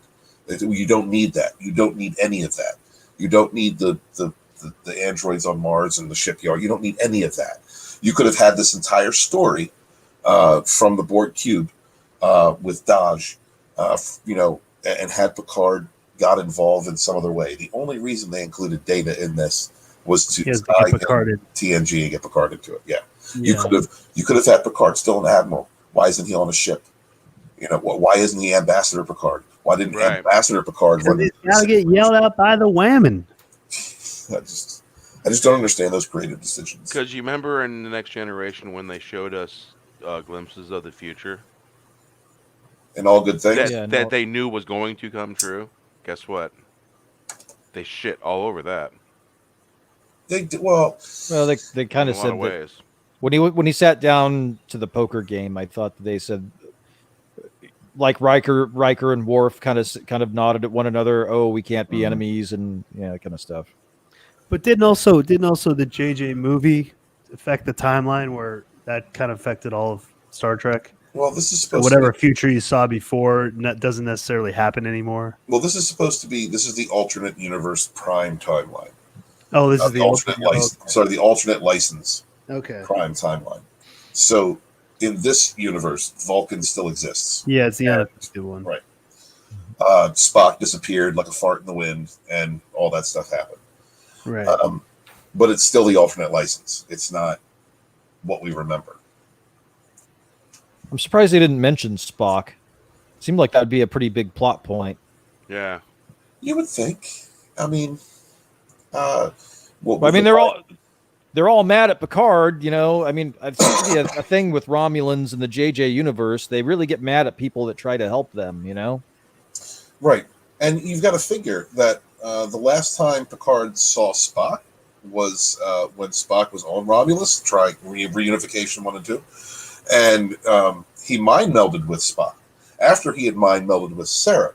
So, you know, why doesn't Picard have some kind of strong feeling about the Romulans? I mean, I guess that's why he would have been a part of the evacuation. So, I mean, yeah, maybe he did. Maybe that's why. Yeah, that makes sense. Yeah. But I mean, his insight. I guess I don't know. It just throws me off.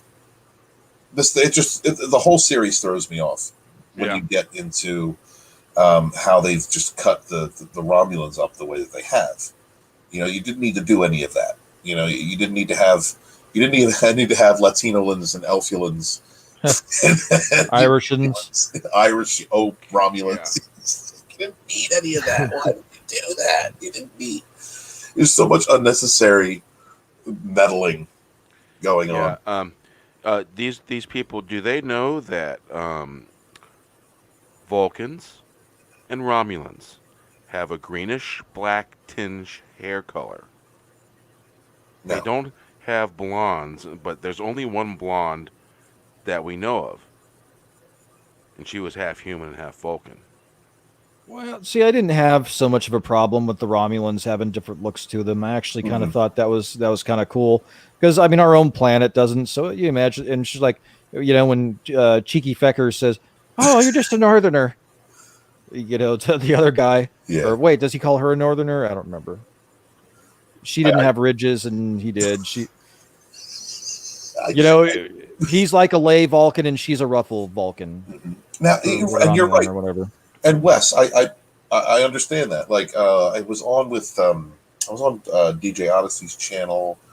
I can't remember the guy. Brian the Ensign, I think was his name, and he was saying that he enjoys seeing the different types of the expansion of the Romulan culture, the different types of Romulans and things. And I can totally understand that. Like, one of my guilty pleasures is Elnor.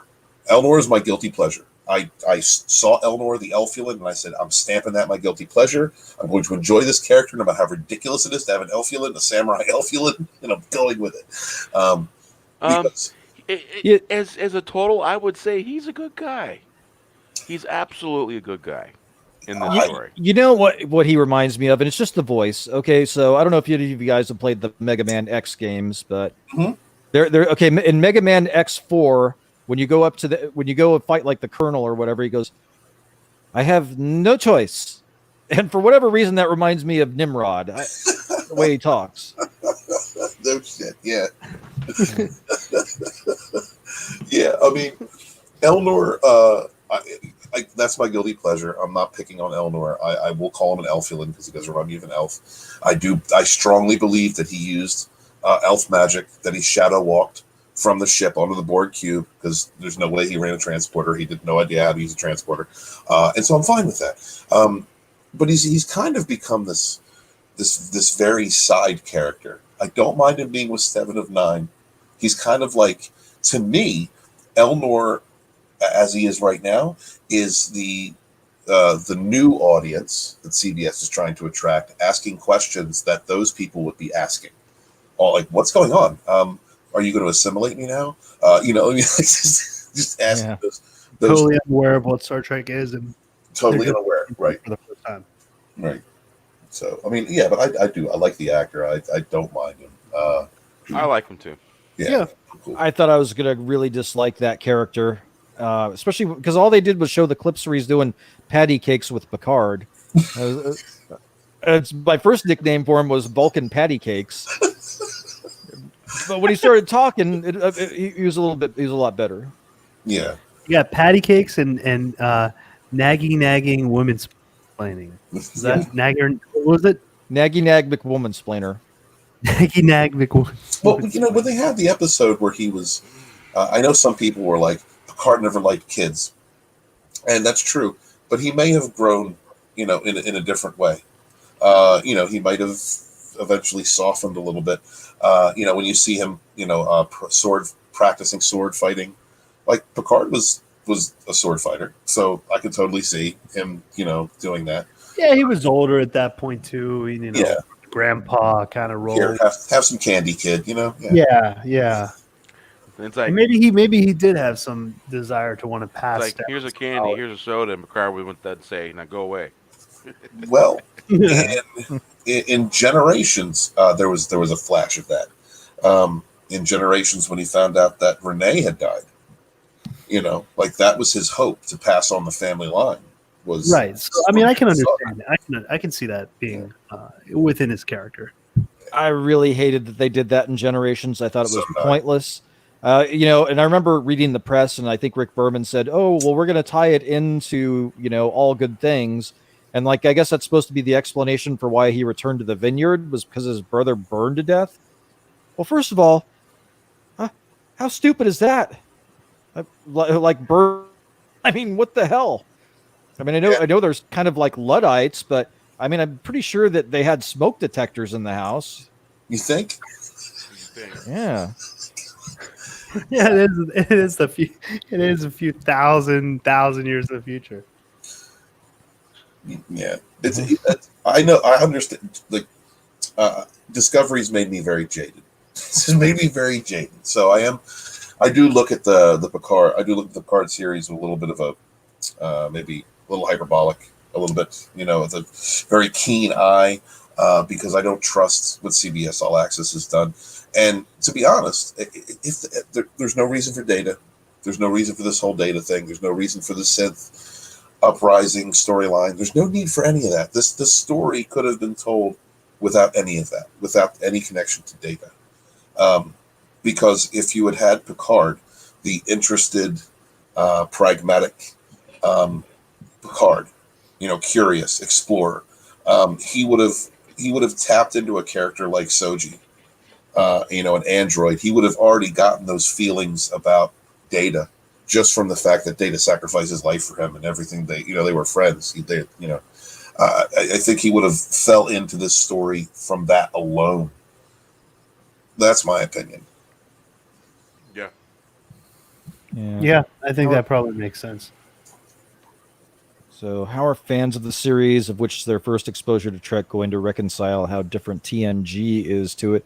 This being their first exposure to, quote, Trek, unquote?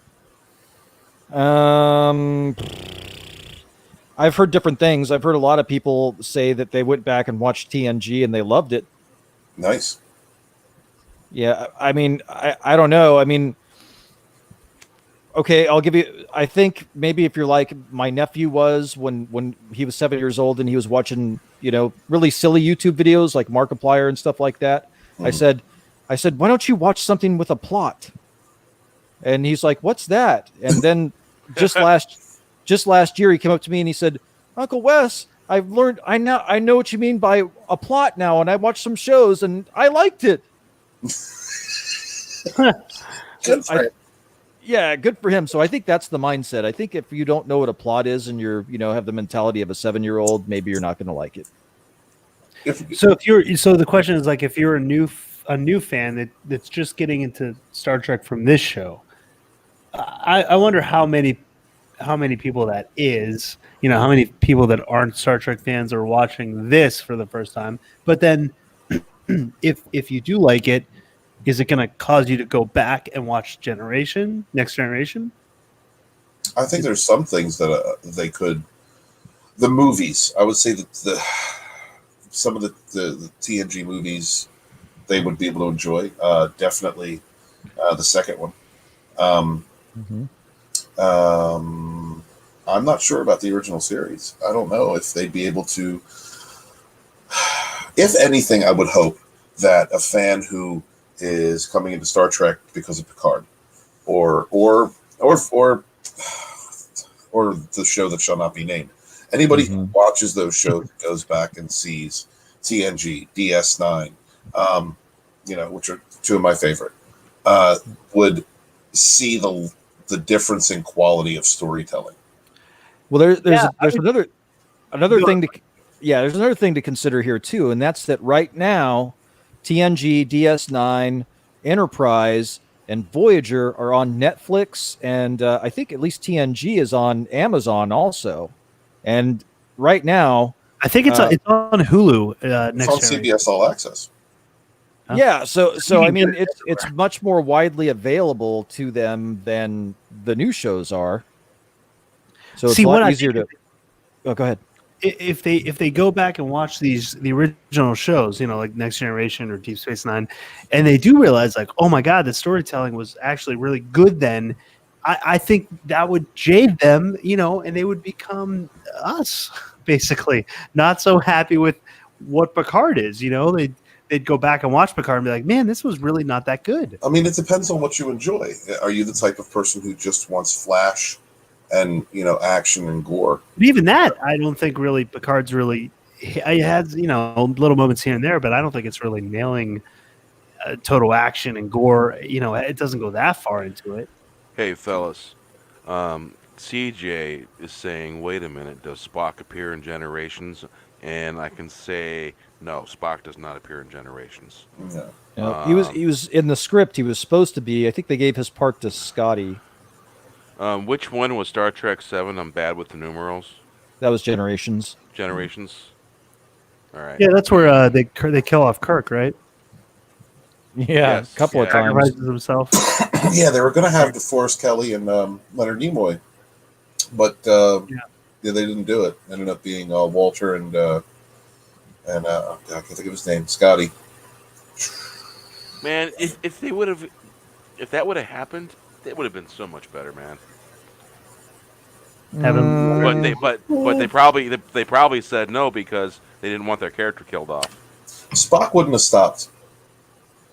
He would have found the answer if he was in that situation. He would have found the answer. He would have found a way to get on that damn ribbon. Like that. That's where I'm at with that.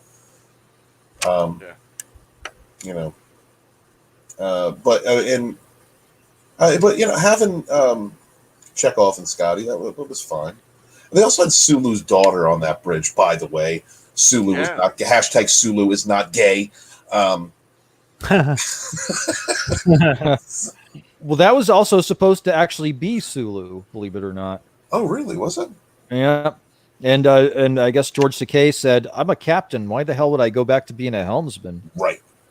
God, I wish we had gotten an Excelsior series, man. I wanted that so bad. Me too. Yeah, I would have loved to have seen an Excelsior series. It's like insulting the character and making him work the con when he was a captain. But having his daughter there, that was fine. Helmsman Sulu on the bridge of the Enterprise B, down. Hey, everybody knows that anybody that got to be on the Enterprise, they had to work for it and earn it. Well, you had to be the best of your class. That was a flagship of the Federation. Yeah. So you had to be the top of the top. Yeah. You if you were the cream of the top, you didn't go. You had to be the top of that cream and go. That's who got picked for the Enterprise. Well, let's hang our heads in respect of Lieutenant Broccoli, and remember that you didn't need to be the top of the top of the top because Barkley was messed up psychologically, and he got a spot on the Enterprise. Yeah. Well, Ensign Rowe wasn't exactly a model officer herself. Engineering. She was funny. Loved that character too, man. And I just got done watching that episode as well, where she spills coffee on the captain. Yeah, she was the three-titted girl from Total Recall. Yeah. There was Ensign Rowe to me was like the replacement almost of Tasha Yar in as far as Picard's relationships with a daughter-like figure. I don't think they used her enough. I thought it was hilarious. I think this is one of my favorite episodes too. Conundrum, where they lost their memories, and Riker and Ensign Ro end up sleeping together. Yes. It's like, how do you know we could end up hating each other? Yeah, I remember that. That was good. Yeah, it was good. Yeah, well, man. let's just hope Seth gets to purchase Star Trek. You know, that's well, he already tried to. I mean, that's why he came up with Orville, because he tried to write. He wanted to create a new series. They wouldn't let him do it. At this point, he's got the Orville, and the Orville is amazing. Star Trek is damaged goods. He just, Who knows what's happening with Orville, though? Now he's got his $200 million deal. we just have to wait for that change to take place, the complete change. Yeah. Redstone? Yeah, Sherry Redstone. She's a force to be reckoned with. Excuse me, guys. She, I mean, at this point, Sherry Redstone has two options. Try and put people in place that can mend what Star Trek is now, or let this thing die in a decade, Here's a hint. Hire the Axonar guys. Yeah. Hire the Axonar guys. They'll do it justice. Well, Ira Stephen Bear is willing to come back, and I know that he's controversial, and but honestly, I mean, at least he would do it well, right? And honestly, there's a lot of good story potential there, with Cisco gone in the wormhole, and he was talking about in his treatment and What We Leave Behind. A lot of interesting ideas. I mean, I don't think that's what we would. I mean, I think those ideas were like from 5 years ago. Mm-hmm. I mean, Nog, he was going to kill Nog, and Nog, Aaron Eisenberg, rest in peace, passed away. So, and then Odo, of course, his story arc. I mean, Rene Aubergenois. Hopefully, I said that right. he's still. I would. Okay, good. He's still in the Delta Quadrant, so you don't need to worry about Odo. They could totally do a DS9 series. Yep. Yeah, I would. I'd love to see the Cardassians again. I'd love to get immersed back in the Klingon. The Klingons again, real Klingons. Yep. The Bajorans. God, can you imagine? 20 years after everything, Bajor, joins the Federation. What Bajor would be capable of? Because they were an advanced race before they were smacked down by the Cardassians. So I could see them rebuilding what they had fairly quickly. Yep. It'd be interesting. We could definitely go into the Dominion. There were members. Matter of fact, there were a Jem'Hadar were kind of evolving. There was a sect of the Jem'Hadar who were evolving to not need the white anymore. So what would that turn into? Is there, would there have been a break-off race of Jem'Hadar? I love the S9, so I'd love to see something from that. Yeah, in his treatment, the Bajorans were trying to convert the Jem'Hadar to their religion. Oh wow, really?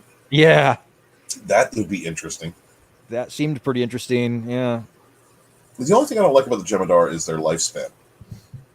It's the only thing I don't like about them. I mean, but they never really went into what their natural lifespan would be. I mean, they become adults within a matter of weeks, and usually when someone was 14, they were considered an elder.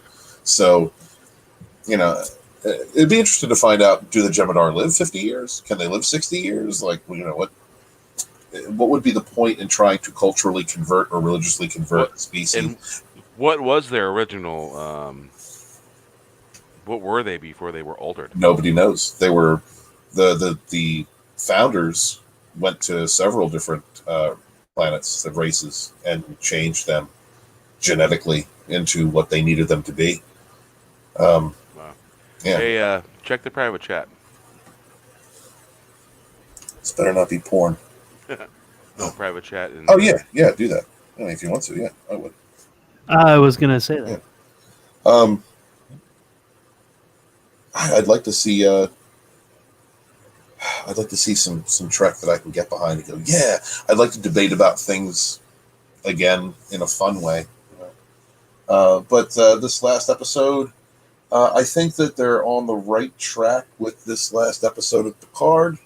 I think it took them. It's a shame that it took them 8 episodes to get somewhere that I'm, in the wheelhouse of liking. I just have some issues. Double T, go ahead and post your link.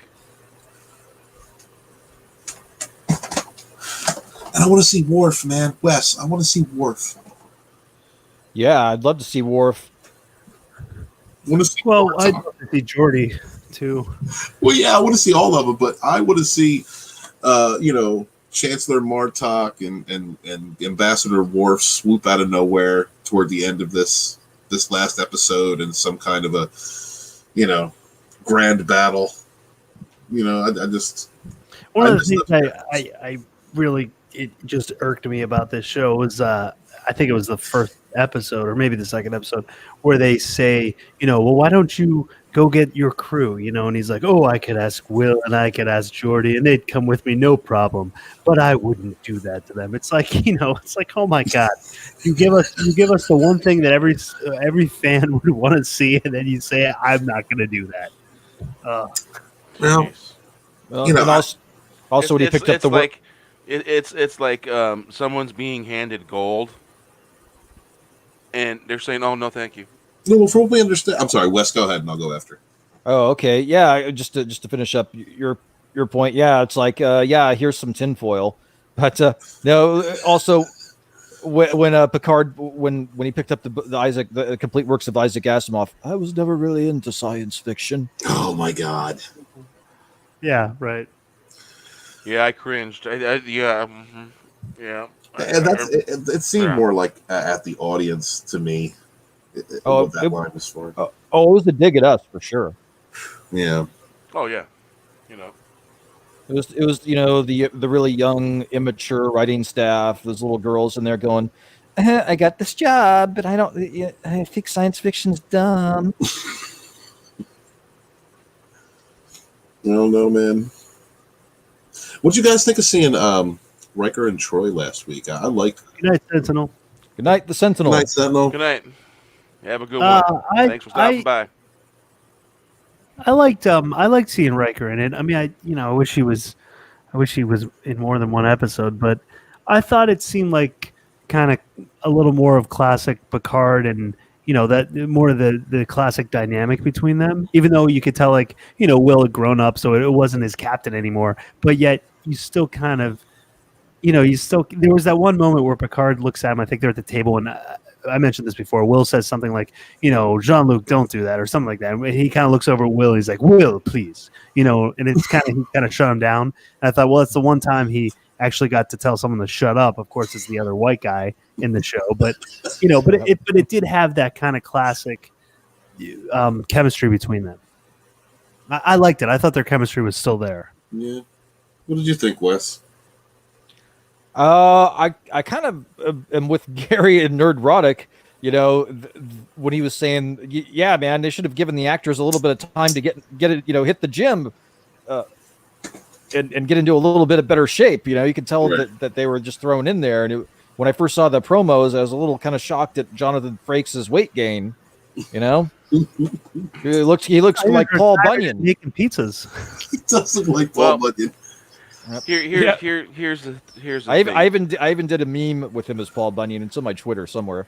Let me see if I can share it. Basically, when he's dad, raising kids, wife, cooking pizza, lives in the great outdoors, and I think with that fatherly image, he would look weird, skinny, and in shape. He doesn't have to be in shape, but he looks like Santa Claus. Whiskey and making pizzas and being Santa Claus. Was I being too sensitive when they announced that their son had died? And I'm thinking to myself, well, they just, he was so white they just killed him off screen. That's exactly what I thought. Oh well, no point in hiring another white guy. They just kill him off screen. Yeah, I just thought it was more of the torture porn going on. They're just like murdering babies and kids and. God damn. Yeah. Yeah. I was like, oh, well, at least this one caught a break and he died off screen. Mm-hmm. You're right. You're that. The daughter I liked, the actress that played the daughter, I really enjoyed her. That episode, I was okay with that episode. You know, I'm already used to Picard getting yelled at, so I knew that was coming. But the thing is coming from Troy, it's a lot easier. You're talking about Kestra, right? Yeah. But coming from Troy, it's a lot easier to expect because at this point, like they were best friends. They were working together. You know, Jean-Luc was in their wedding. You know, like they're past many years past her being his subordinate. So her speaking to him like that, I can see. You know, she's moved into kind of that mother role. You know, and I can dig that. But you know, compounded by him being yelled at constantly in every episode by every woman he encounters, it was like it was a little off the hook, a bit much, you know. All right, I'm sharing the meme that I made when I first saw Jonathan Frakes. If you guys want to, that looks like Paul Bunyan. Oh shit! Oh shit!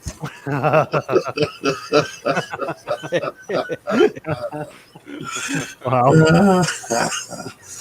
You had to put the blue ox in there, didn't you? Have Babe. You had to put Babe in there. Of course, man. The meme would have been worthless without Babe. That's great. Oh, Wes. Funny. I'm going straight to hell for that one. I shouldn't be bashing the original cast. You should have tagged Jonathan Frakes in that. Man. No. He would have loved it. He'd probably thought it was funny. Yeah, he loved it. Probably, but I'll let somebody else let him find it.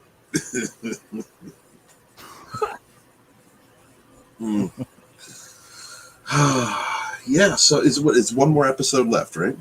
2. I think it's 2. 2. Oh, good. Because that'd be a lot to do if they're gonna bring in. I mean, if they're gonna bring in like an ancient race and all that. Hey, even in 2 episodes, that's a lot. Is it weird that I was hoping to see Seven become the queen and reinvent the Borg, basically? No, I actually would go full Borg ape shit. I kind of thought that would have been cool. I was hoping for it, but not with this creative hoping team. She would reactivate all the Borg and they just start assimilating. She'd be a benevolent Borg queen. She would be, but power corrupts, and absolute power corrupts absolutely. So I'm not sure how far she would have gone with that. And I think that was a part of her fear, which is like, as she was saying in the episode, I don't know if I would want to let them go. I think that was a resounding part of her thought process, understanding what the Borg is, the amount of power and control you can have, and her programming from when she was young, her psychological programming basically. So.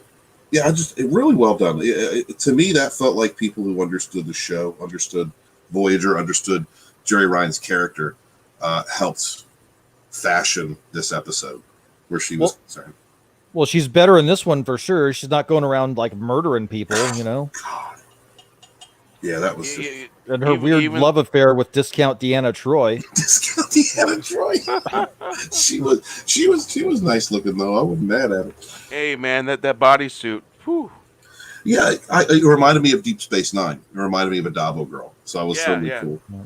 I think it was supposed to actually. What I didn't like was like, okay, I don't mind if 7 of 9 has had, lovers since Chakotay, but like, wasn't that a thing? Wasn't that a big thing? Yeah, I thought they were going to get married. Yeah, they wanted to have children, man. So what happened with that? Where's Chakotay? It's a couple questions get brought up when you mingle with characters from different series.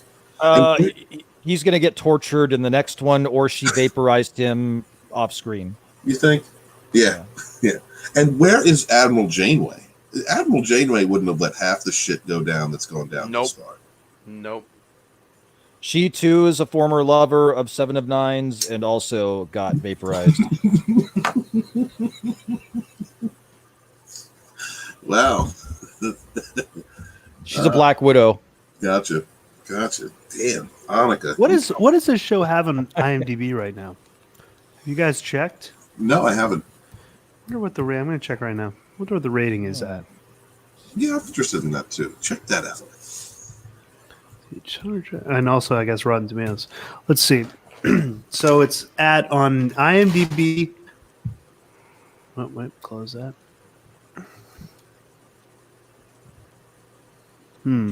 Card. 8.0. 8.0. Yeah, out of 10. It's an 8.0. Okay. That's pretty high. Yeah, that's pretty good. Yeah, let's see on Rotten Tomatoes what it's at. 90% on Rotten Tomatoes. What? Yeah, critic score. Audience score is 63%. So significantly lower, but well, they can't. Rotten Tomatoes can't play with the audience scores on TV shows like they can with movies. Oh, really? Yeah.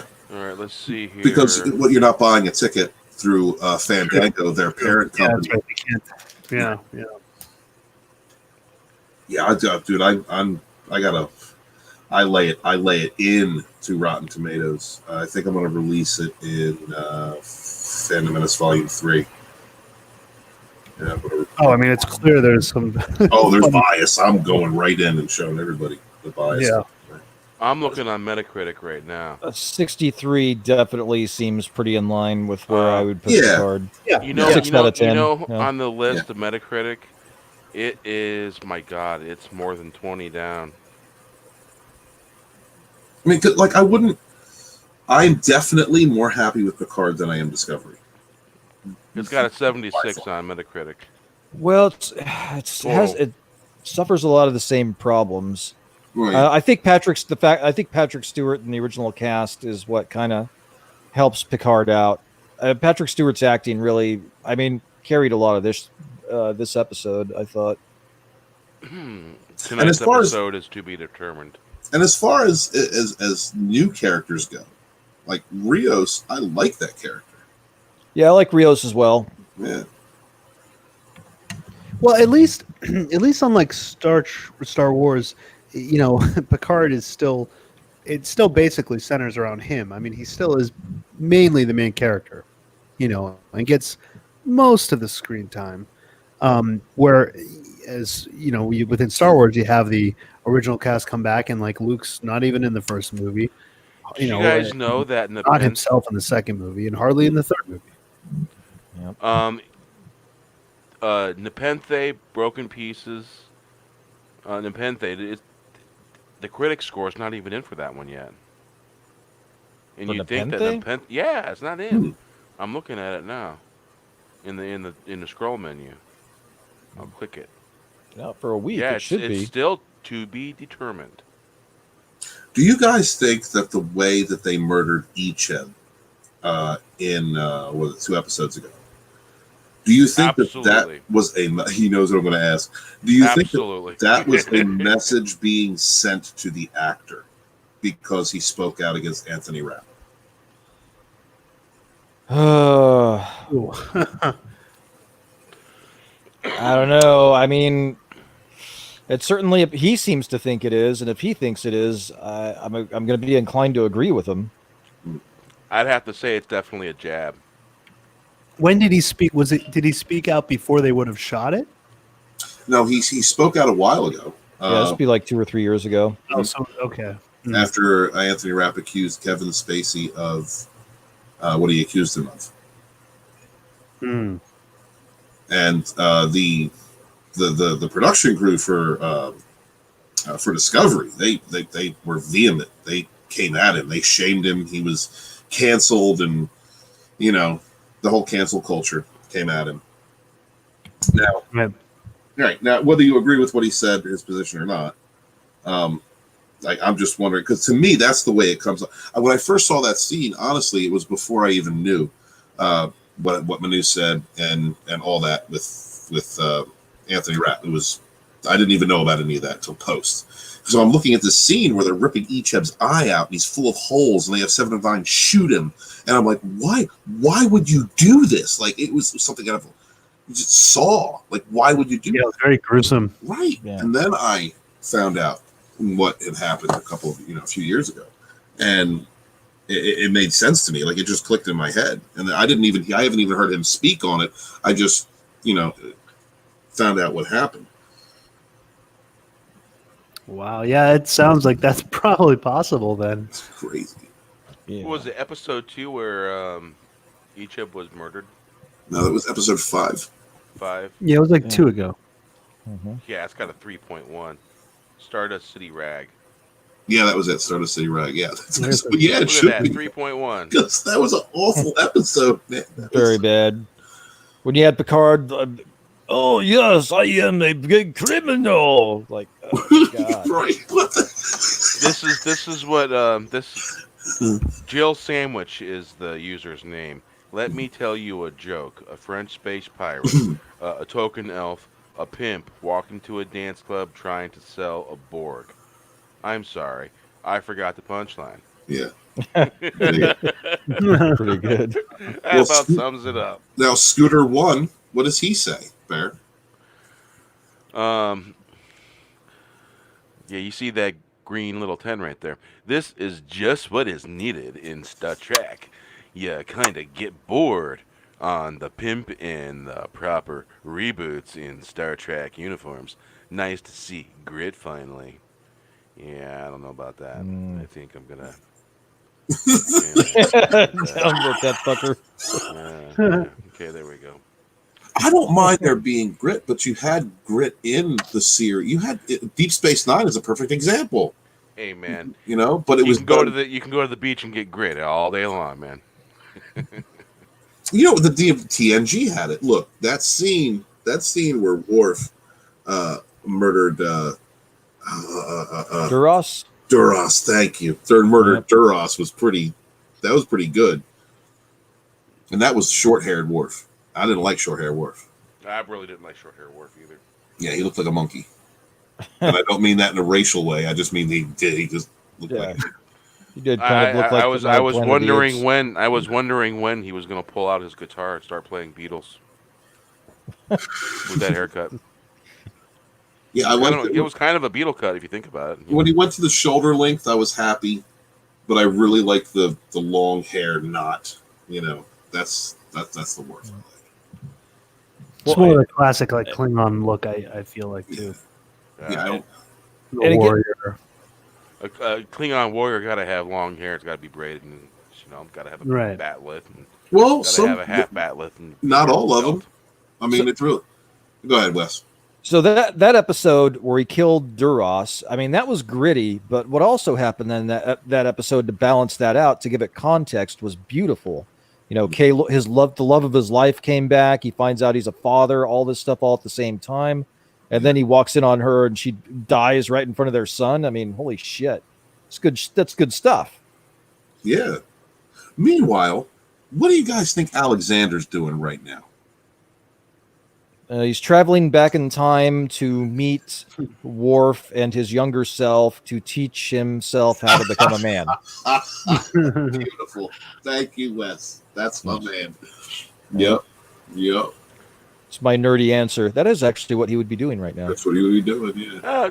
Toward the end of Deep Space Nine, I got the feeling that Alexander was starting to round out.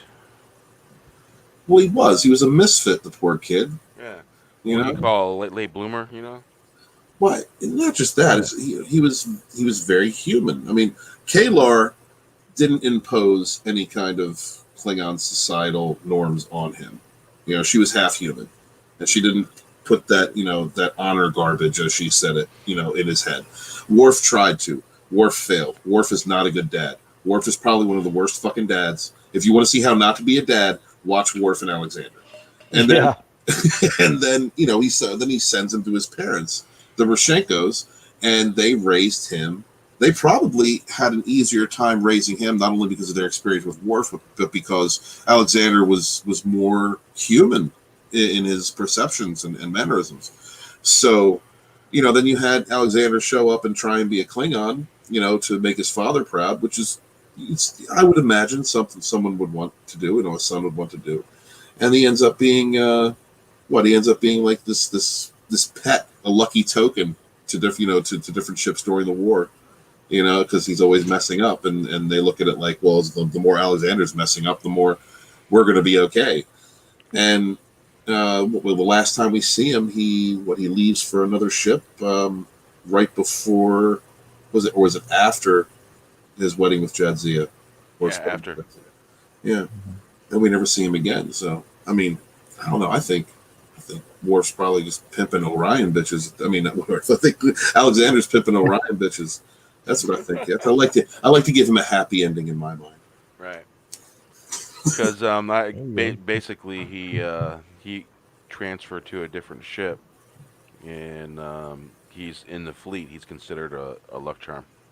Well, I would think at this point, I mean, logically speaking, I would think at this point Alexander is probably the head of the House of Moog. You know, if there is a House of Moog.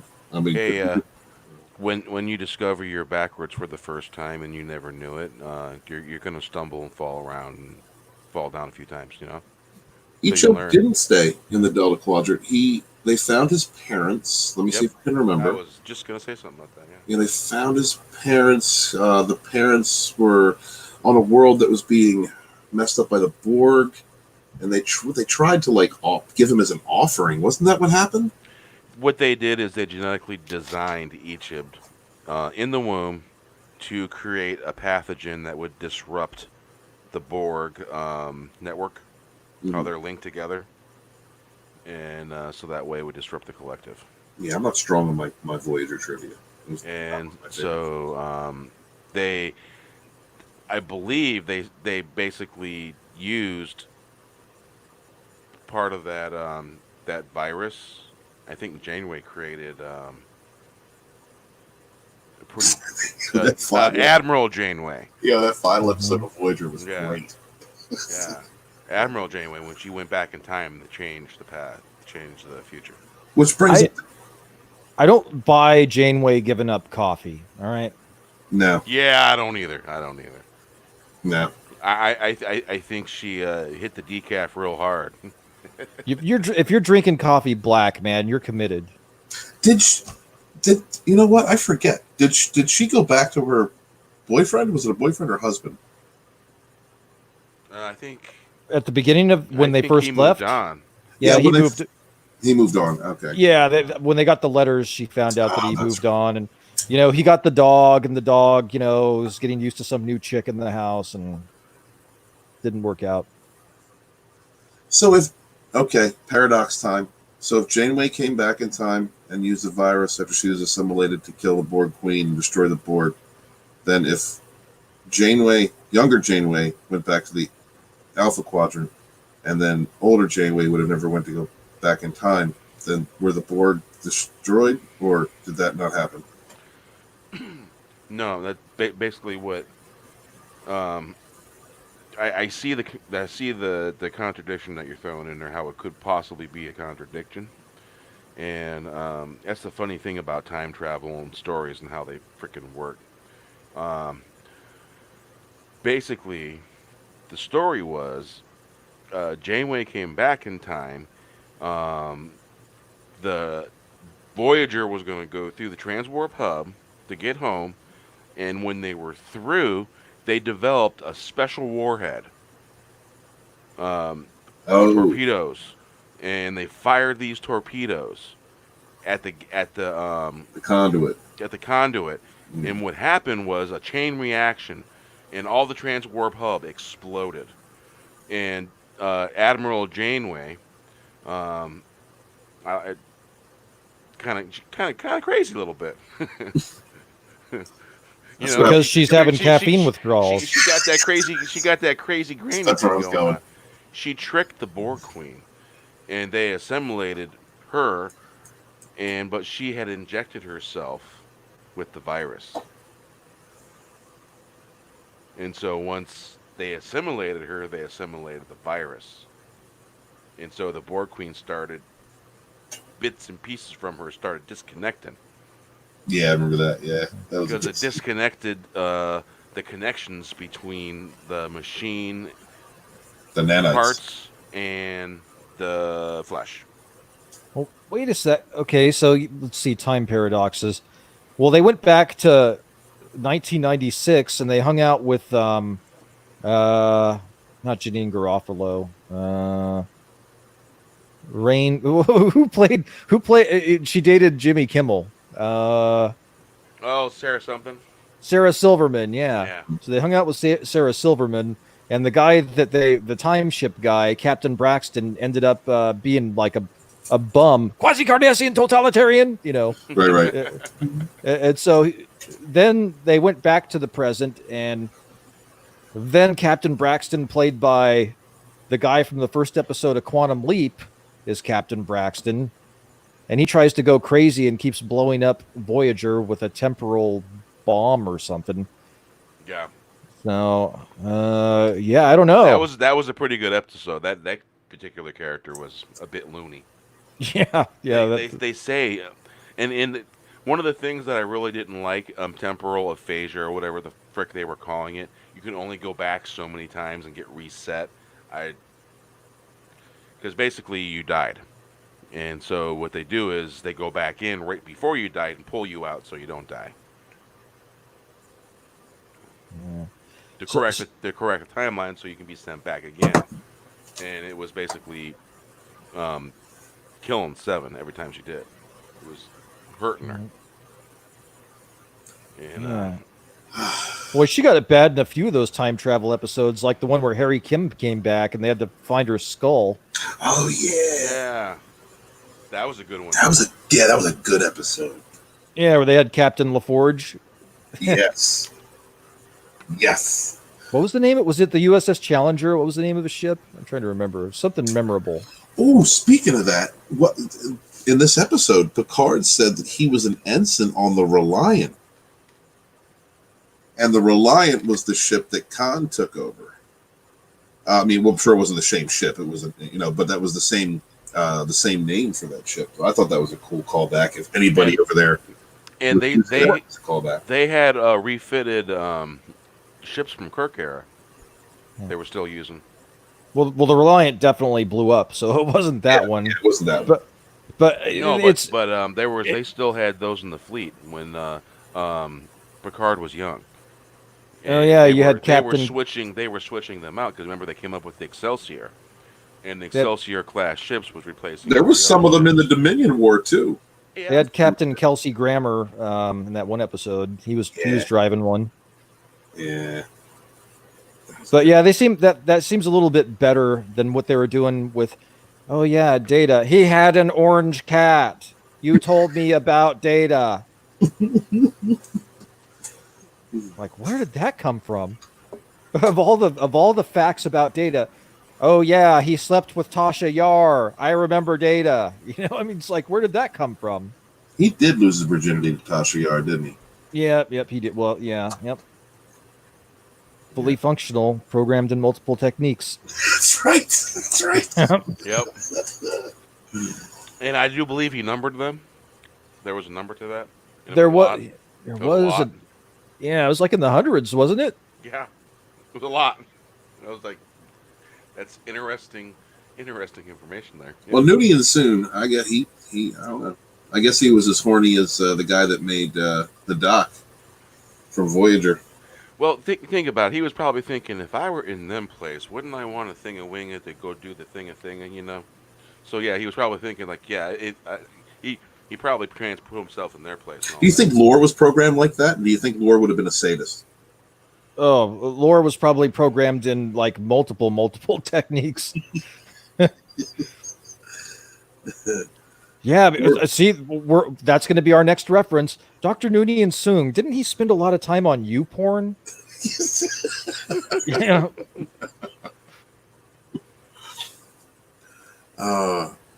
And you're right, CJ. It's supposed to be a family-friendly show. It's not Saw. And then in the beginning of this episode, we saw some pretty crazy shit. Yep. I was shaking my head the whole time. Like, what is this? Like, I was just making fun. I was just poking fun when I looked at the minority checkoff list. With the Romulan women. Like that was just I was just having fun with myself. Going, oh my God, were they checking off a list? We have a black one, we have an Asian one, we have a redhead, we have a Slavic one, we have But then they started shooting themselves and hitting themselves in the head with rocks and pulling their faces off. And I was like, what the fuck am I watching? Especially when the chick phasered herself on the head. Just that was good acting. We'll give her that. That was good acting because I bought it. Yeah, I bought it. She said, "I don't want to be on the show." The little head tilt when she dropped. Mm-hmm. Oh, did you guys see the? There was a clip moment in the scene with Soji and Picard where she did the data tilt, but it looked like it was added in later. It really did. It looked like it was out of place. Basically, it was the second episode when the F-bomb was dropped. Sheer fucking hubris. Yeah. I found an article about it. Why the franchise swears now. So this is comicbook.com, and they're a little bit more accessy, I would say. Yeah. And it just sounds like an excuse to me. Why the franchise swears now? It's like what Access Media is making excuses for them. I remember when it was a big thing when Data said, "Oh shit," you know. I mean, because it was Data, obviously, but I mean, didn't Access Media make a big deal about that? I remember it being made a deal of, but it was more of like that was funny. It was just funny to hear Data swear. Yeah, I remember. I don't know. I try to stay away from the Access Media as much as possible. Like, I don't mind them using more colorful metaphors, I guess. But why would you have in Star Trek IV the discussion of colorful metaphors with Spock and Kirk if people were running around at that time saying anything harder than damn? You know, like, I don't know. Yep. I don't know. Double dumbass on you. I was just thinking about that. He didn't know what to say. Kirk didn't know what to say. Well, double dumbass on you. Every time, you know. And it worked. It worked. I dated a girl once, and she was like, "Yeah, my mom likes Star Trek." And I was like, "Well, that's cool." I was like, do you watch any Star Trek? She was like, "I like the whale one." All right. That's acceptable, I suppose. We'll watch The Voyage Home together sometime, honey. How long was that one around for? I bred with that one, unfortunately. She we were together for on and off 12 years. Wow. Yep. Before she finally just said, "You know what? I'm tired of treating you like shit. I'm just gonna go somewhere else and treat someone else like shit." And we're still friends to this day. I mean, we just weren't right for each other. We just were not right for each other. She's a decent girl. We're still friends. I wish her the best.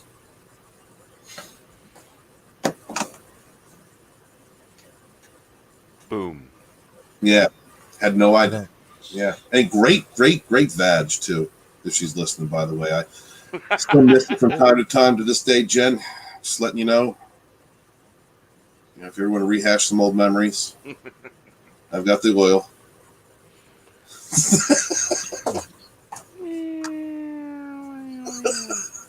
I have got to go to bed. I'm blatherskite.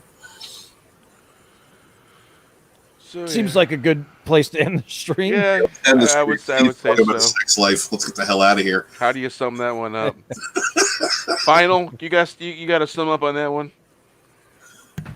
Hey, what I missed? I just sat back down. Oh, where'd you go? I went to brush my teeth because it's 3 a.m. So I gotta head to bed soon here. It's 3 a.m. there. It's 6 a.m. here. I just looked up. I'm like, oh shit! I gotta brush my teeth and start getting ready for. I'm gonna wake my kid up for school in 25 minutes. Yeah, because we had 10 watching at one point. I think we might have had more than that. Yeah, I believe. Yeah. Still have 6 people watching. That's pretty damn good for like a 3-hour stream. God, yeah. This late at night. Has it been 3 hours? No, it's been 2:19. Oh, 2 still hours. pretty good. I mean, that's still. Well, we did. Yeah, we watched it off air. Yeah. Yeah, that's true. Because we weren't live at that point. We got good folks in the chat. You know, they like our streams. You know, they like the late editions. Absolutely. Those that can't catch the fourth wave earlier, you know, we have the fourth wave late editions. Yeah, we had the coronavirus wave earlier. Yeah. And I did go out and I tried to find toilet paper and there was none. You did good man. You know, my mom's in Arizona. She said that you know, they're starting to get some cases out there, and she was like, she's so funny. She's in her 60s now, and she you know, she's old school Jersey, so she's talking to me and she says, you know, Stevie, because whenever we run out, we get low on toilet paper, I go out and I stock up. It's nothing new. It's nothing, you know, that's my routine. But this time it was so different because we went to the store and I got, you know, a couple 24 packs of toilet paper and people were looking at me funny. I said, Mom, that's because I don't know what it is, but people are stocking up on TP right now because of the virus. Well, I don't know nothing about that. Is it making people shit, Stevie? I don't know, Mom. I don't know. It's just what they're doing. I don't get it. I think I've still got 18 months left on the supply I got from Costco last year. Whew. My God, Wes, how much do you save up on? Man, Costco has great deals. You can pennies on the dollar. Hey, my Costco near me, they are out. They have none. Wow. And I went to Walmart. I went to Walmart. The whole toilet paper aisle, nothing. Fred Meyer, same thing, nothing. Final, do you have enough toilet paper?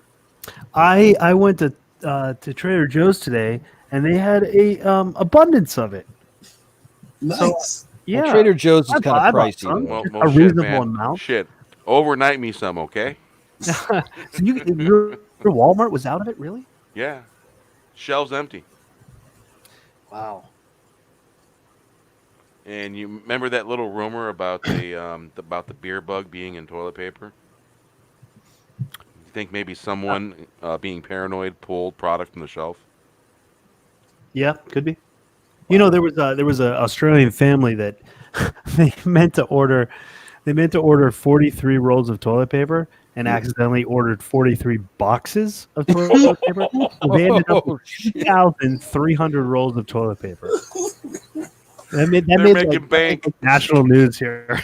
They're making bank because they're selling that toilet paper because people need it, want it. Yeah, that's what I was thinking. You could resell that right now at a premium price. And I got what you mean, man. I got what you need. Hey, you need that TP? I got your TP. $20 a roll. The extra stuff, 2-ply, baby, 2-ply. Hey, huge blunder make you good money. But yeah, it wasn't. Trader Joe's had a good amount, so you know, I don't know. Yeah, tomorrow I gotta go around here and there and look and see if I can find some. You heard it here first, America. If you are in dire need of toilet paper, if the virus has hit your neighborhood bad, Wes Moody got you. He's got you. He got all that you need. You need to find me in my undisclosed location in my doomsday bunker to get it, though. The undisclosed location. Yep. He don't got rations. He don't got water. He got that TP. He's got plenty of it. Yep. Hey, check this out. As well. TT, where are you? It's only 8 p.m. there. Where the heck? Oh, he's in Australia. Yeah. Oh, he's in Australia. Okay, wow. I was counting up the hours, and once it kind of hurt my head. I'm like, that's a really long way. That's a lot. 8 p.m. No, wait. Australia's 10 hours ahead, right? No, wait. TT, where you from, man? I'm confused. Oh, the asteroid coming in April. You know, okay, so you know there's an asteroid that's headed our way, but it's not this April. There's one coming in this April, but there's one in 2029 that NASA knows about. They first said it had a really good chance of hitting us, and then they said, well, it's going to skim by us and maybe affect our satellites. But now there's evidence saying it might hit us again. And it's going to, if it hits or it flies by, it would be on Friday the 13th which is like Friday the 13th of 2029. But what a day, Friday the 13th. And it's supposed to Space Force. Space Force, we got to get it by then. We got 9 years to send Ben Affleck and Bruce Willis up there.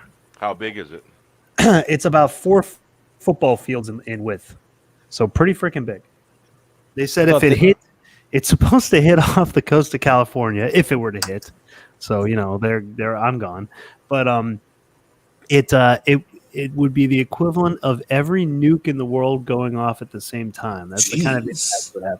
It would shoot sediment up into the sky, which would darken the skies. It would cause, massive destruction. Just all over the planet would be affected.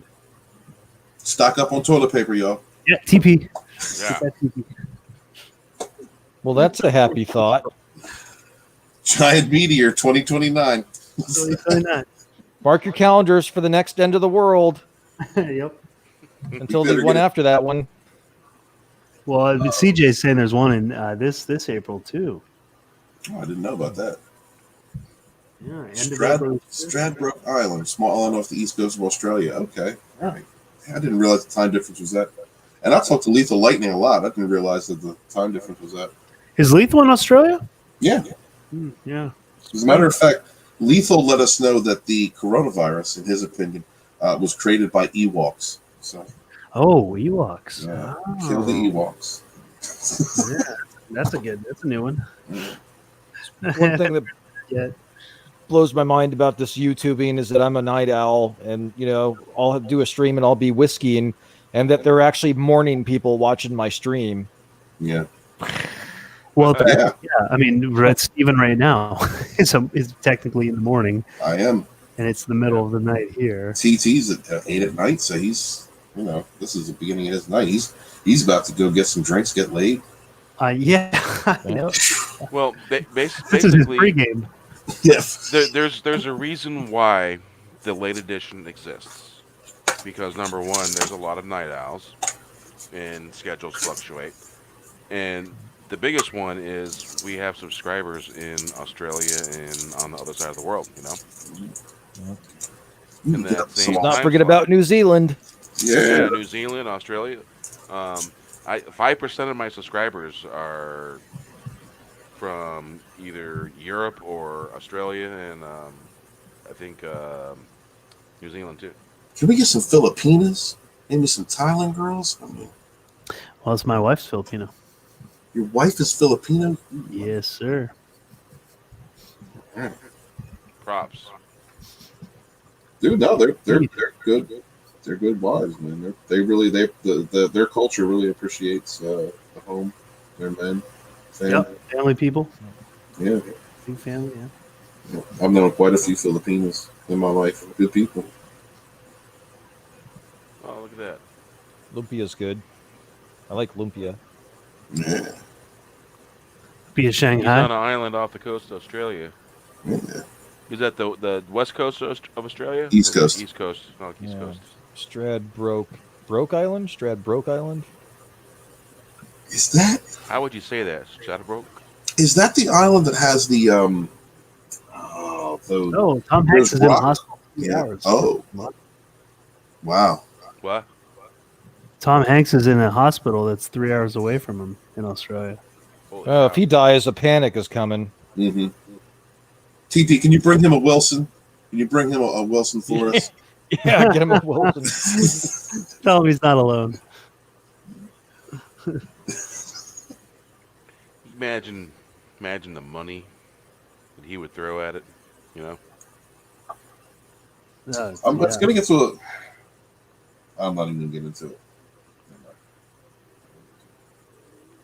I mean, he's going to get the best care because he has the money to get the best car. But I'm not sure what the healthcare system is like down under. Yeah, I don't know. TT, what's it like down there? He said Wilson is all the way. That's my man. Does Australia? Do they have universal health care? Is that one of the countries that has that? Say again. Does Australia? Do they have universal health care down there? It's a good question. I don't know. Did you guys catch Trump's announcement or earlier? No, 30-day air travel ban. Oh, I know. Yeah, the 30-day. I know, to Europe. Yeah, Well, his address to the nation. But I didn't watch it. He seemed pretty low energy. He did. He looked like he'd had popped a couple of Vicodin there before he went on air. He's short of breath. Yeah, they asked him the other day. They at the press conference a few days ago. They had asked him if he had been tested because I guess he was in contact with a couple. Was it senators or congressmen? I think there were 2 congressmen that ended up coming down with coronavirus, and they asked, had the president been tested because he had shaken hands with them, and the answer was, we don't know yet, but interesting. Yeah, TT says they have universal health care down there. Okay, yeah, I thought they did. Yeah. Praying for President Trump to not get coronavirus. Yeah. There were people wishing that he did. I saw a tweet that said, "Oh, great, Tom Hanks gets the coronavirus, but President Trump doesn't. It's what an unfair world." I was like, what is wrong with you? Yeah, it's crazy. I mean, he's still regardless of your feelings to him, he's still the president. You don't want him. You don't want the president of the country coming down with anything that's going to inhibit. I mean, I know they do want that, but rationally, you don't want that. You don't want Mike Pence taking over. You do not want Mike Pence taking over. No, not. No, that would be. See, but they don't think all this stuff through. I mean, but just to wish anybody to have it. I don't care who you are. I mean? Like Alyssa Milano or any of the. I wouldn't wish them to get that. No, yeah, not at all. Of course Which episode, not. CJ?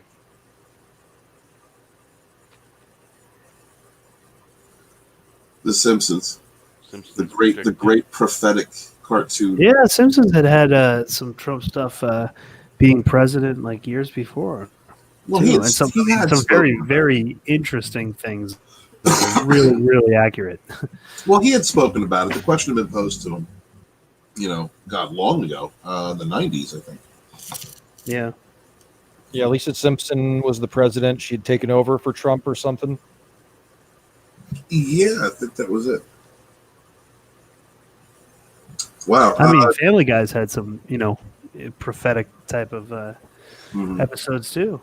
TT says Boston bombing, which was really pretty closely accurate. TT says our reports over here are saying anyone over 65 could be badly affected by the coronavirus. Yeah, that's what they're saying. Yeah. The elderly and so they're saying here too, buddy. Conditions. Even people over 40 with health problems would be in trouble. Yeah. I mean, that's what they're basically being. What we're being told here is, if you have a weakened immune system of any type, especially if you're going through cancer treatments or something like that.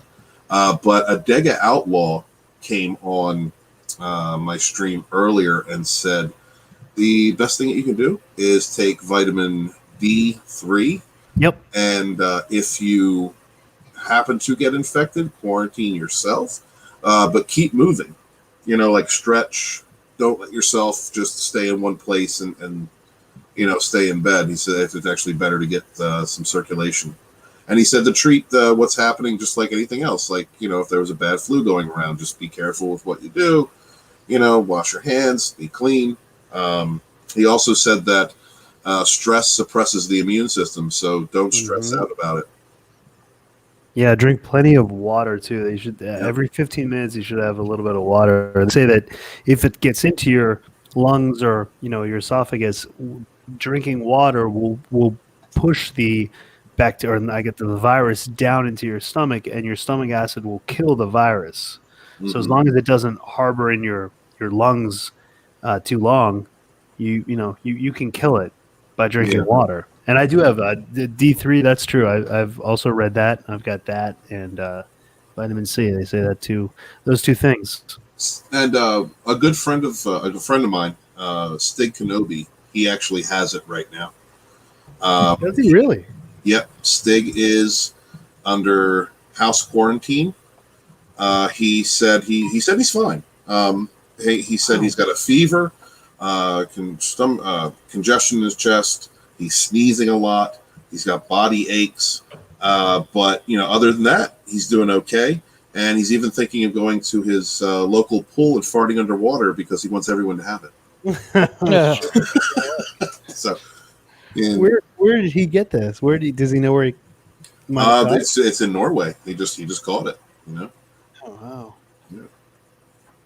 Wow. Yeah, but he's under house arrest, basically. Yeah.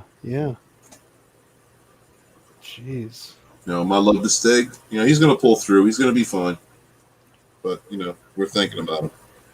Well, I had the swine flu back in 2009, and that was the worst flu I'd ever had in my life. Oh, did Really? You got the swine flu? Huh? Wow. What was that like, Wes? Dude, I had really bad congestion in my lungs and had really hard time breathing, and so I had to have a humidifier going, and I was drinking lots of water. Unfortunately, I was smoking at the time, which is really stupid. Mm-hmm. But yeah, I got to a point where I took a breath and something happened, like the mucus surrounded the bronchial, and I like couldn't breathe for a couple of seconds. Wow. And yeah, I had to finally the mucus loosened enough to where I could catch kind of a breath, Mm-hmm. and ended up going to like one of those dock in the boxes or whatever, and they just sent me home. They just said drink water and get rest. Wow. Wow. They just sent you home. Wow, with the swine flu, they didn't give you antibiotics or anything? Nope. Huh. Wow. But that it lasted for 3 weeks. It was a very long flu. Yeah, I got bronchitis a couple years ago, and that was the most sick I had been. Also, like a ton of coughing, congestion. I had a 103 plus fever, and that lasted a few weeks as well. TT says we have a good supply of Manuka honey over here that might be getting added to my diet soon, aka medical honey. I've never even heard of that. I haven't heard of that. Manuka. I think I've heard of it once. Yeah, I'm not familiar with that.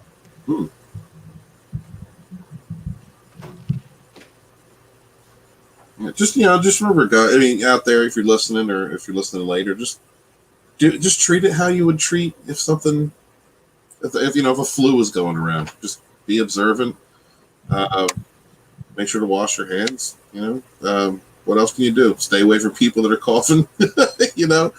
Whatever precaution you normally take, just take those same precautions. Don't stress yourself out, because that makes you more susceptible to contracting a virus. Yeah, stress is not good. Learn how to put yourself in a state of, calmness. Yeah. Do what you got to watch Showgirls. Get your mind off of it. Don't watch Picard, because that might make you angry. So. Don't watch Picard. Yeah. Watch something that's bad with boobs. Watch Showgirls.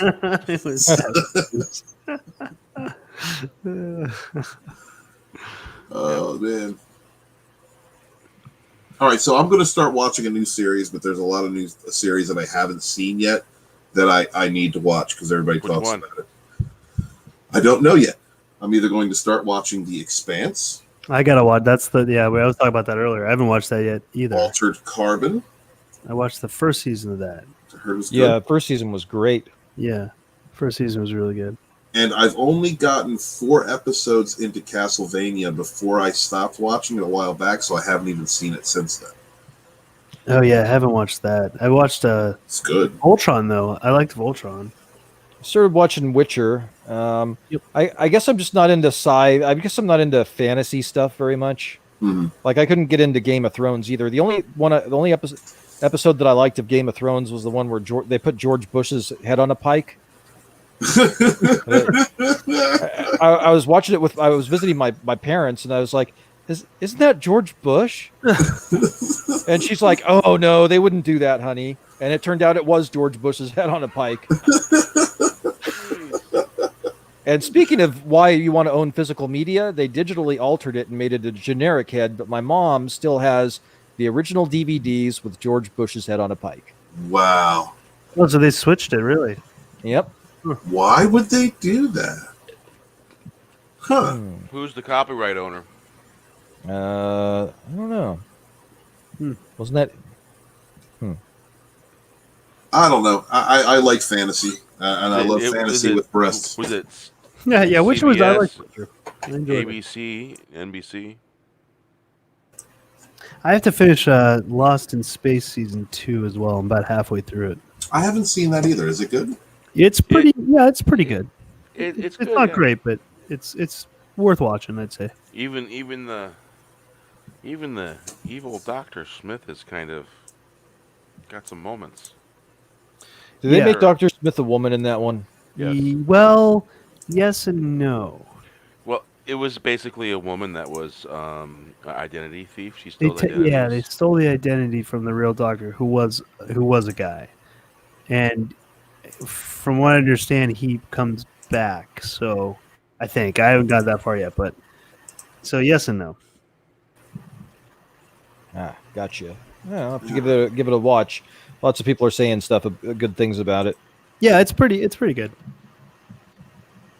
All right, Bear. Can you put that up for a second? Let's see. Wink. All right. So this is Manuka honey. Manuka honey.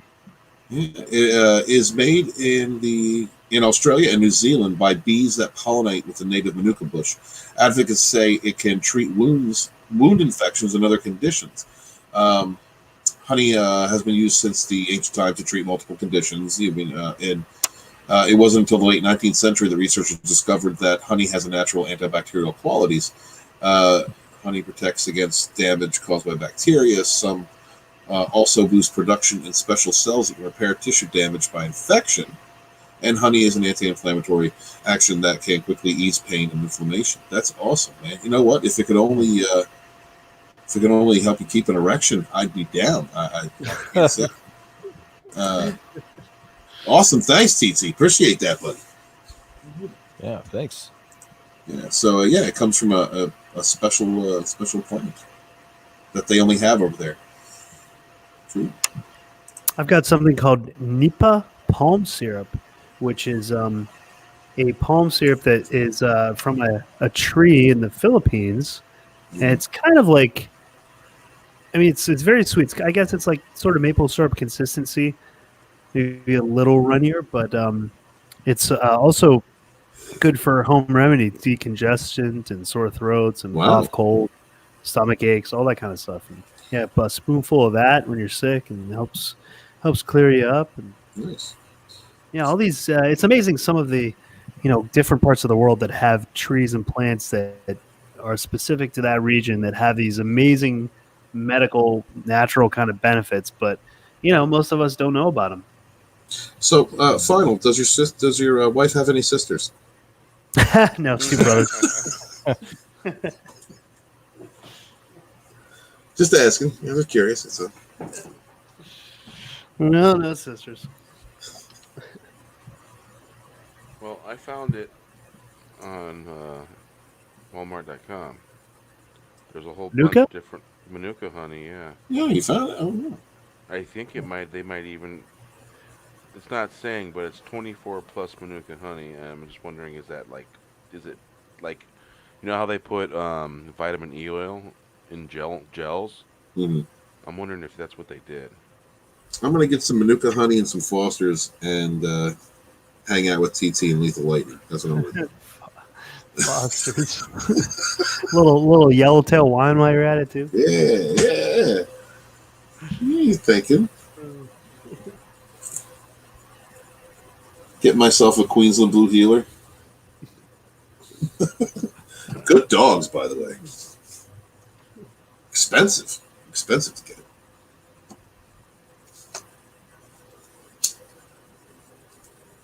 Cancel everything now is trending on Twitter. Cancel everything now? Yeah. Well, the Final Four got not canceled, but they're gonna do the Final Four without any audience. Yeah. No crowd. They just did that at the first NBA game today too. Well, the NBA is now suspended for 2 weeks. Coachella was moved back till the fall. Wow. Waiting to see about Comic-Con. I have to say, I enjoy popping on Twitter and seeing pictures of a naked Asian just appear on my feed. Thank you. All right. Thank you, Jane Lee. I appreciate that. Let's see. Cancel everything now.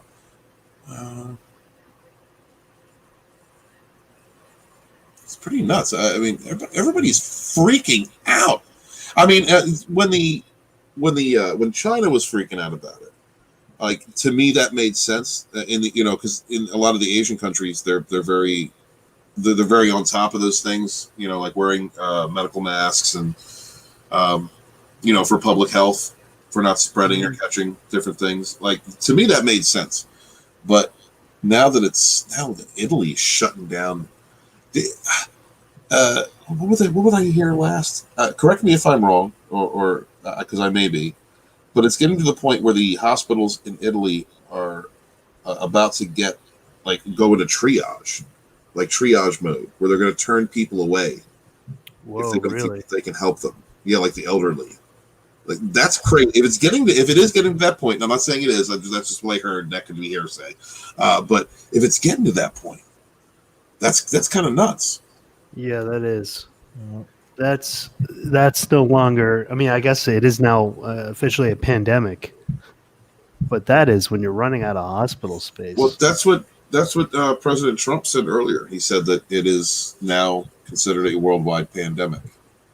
Yeah, they made that official announcement. Yeah. I think, was it today or yesterday? It was, yesterday. I don't even know. Yesterday was no longer. Today is no longer today. Today to me is now yesterday. We're on the third shift crew. Oh my gosh. Oh wow, that is crazy to think about. Yeah. Jeez, turning people away. Turning people away. They just don't have the room for it. Yes, Solder and Ross Spelling Legend says, I didn't believe it when my wife told me. I assumed she was reading fake news. Holy shit. And then he's got the NBA to suspend season following tonight's games. Yeah. I mean, I don't think that's ever happened before. Maybe World War II. Mm-hmm. But other than that, I don't think it's happened before. I mean, guys, it's almost 8 billion people on the planet. Yeah. That's a lot of people. Yep. That is a lot of people. Oh. I'm drifting. I'm getting stream brain. Hey, yeah, same here. Yeah, it's I'm gonna send something interesting. Let's see here.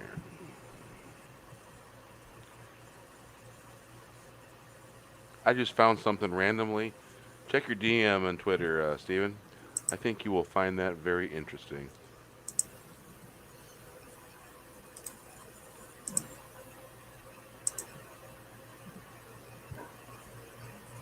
Now you're sending me nude bitches. We could do this off air.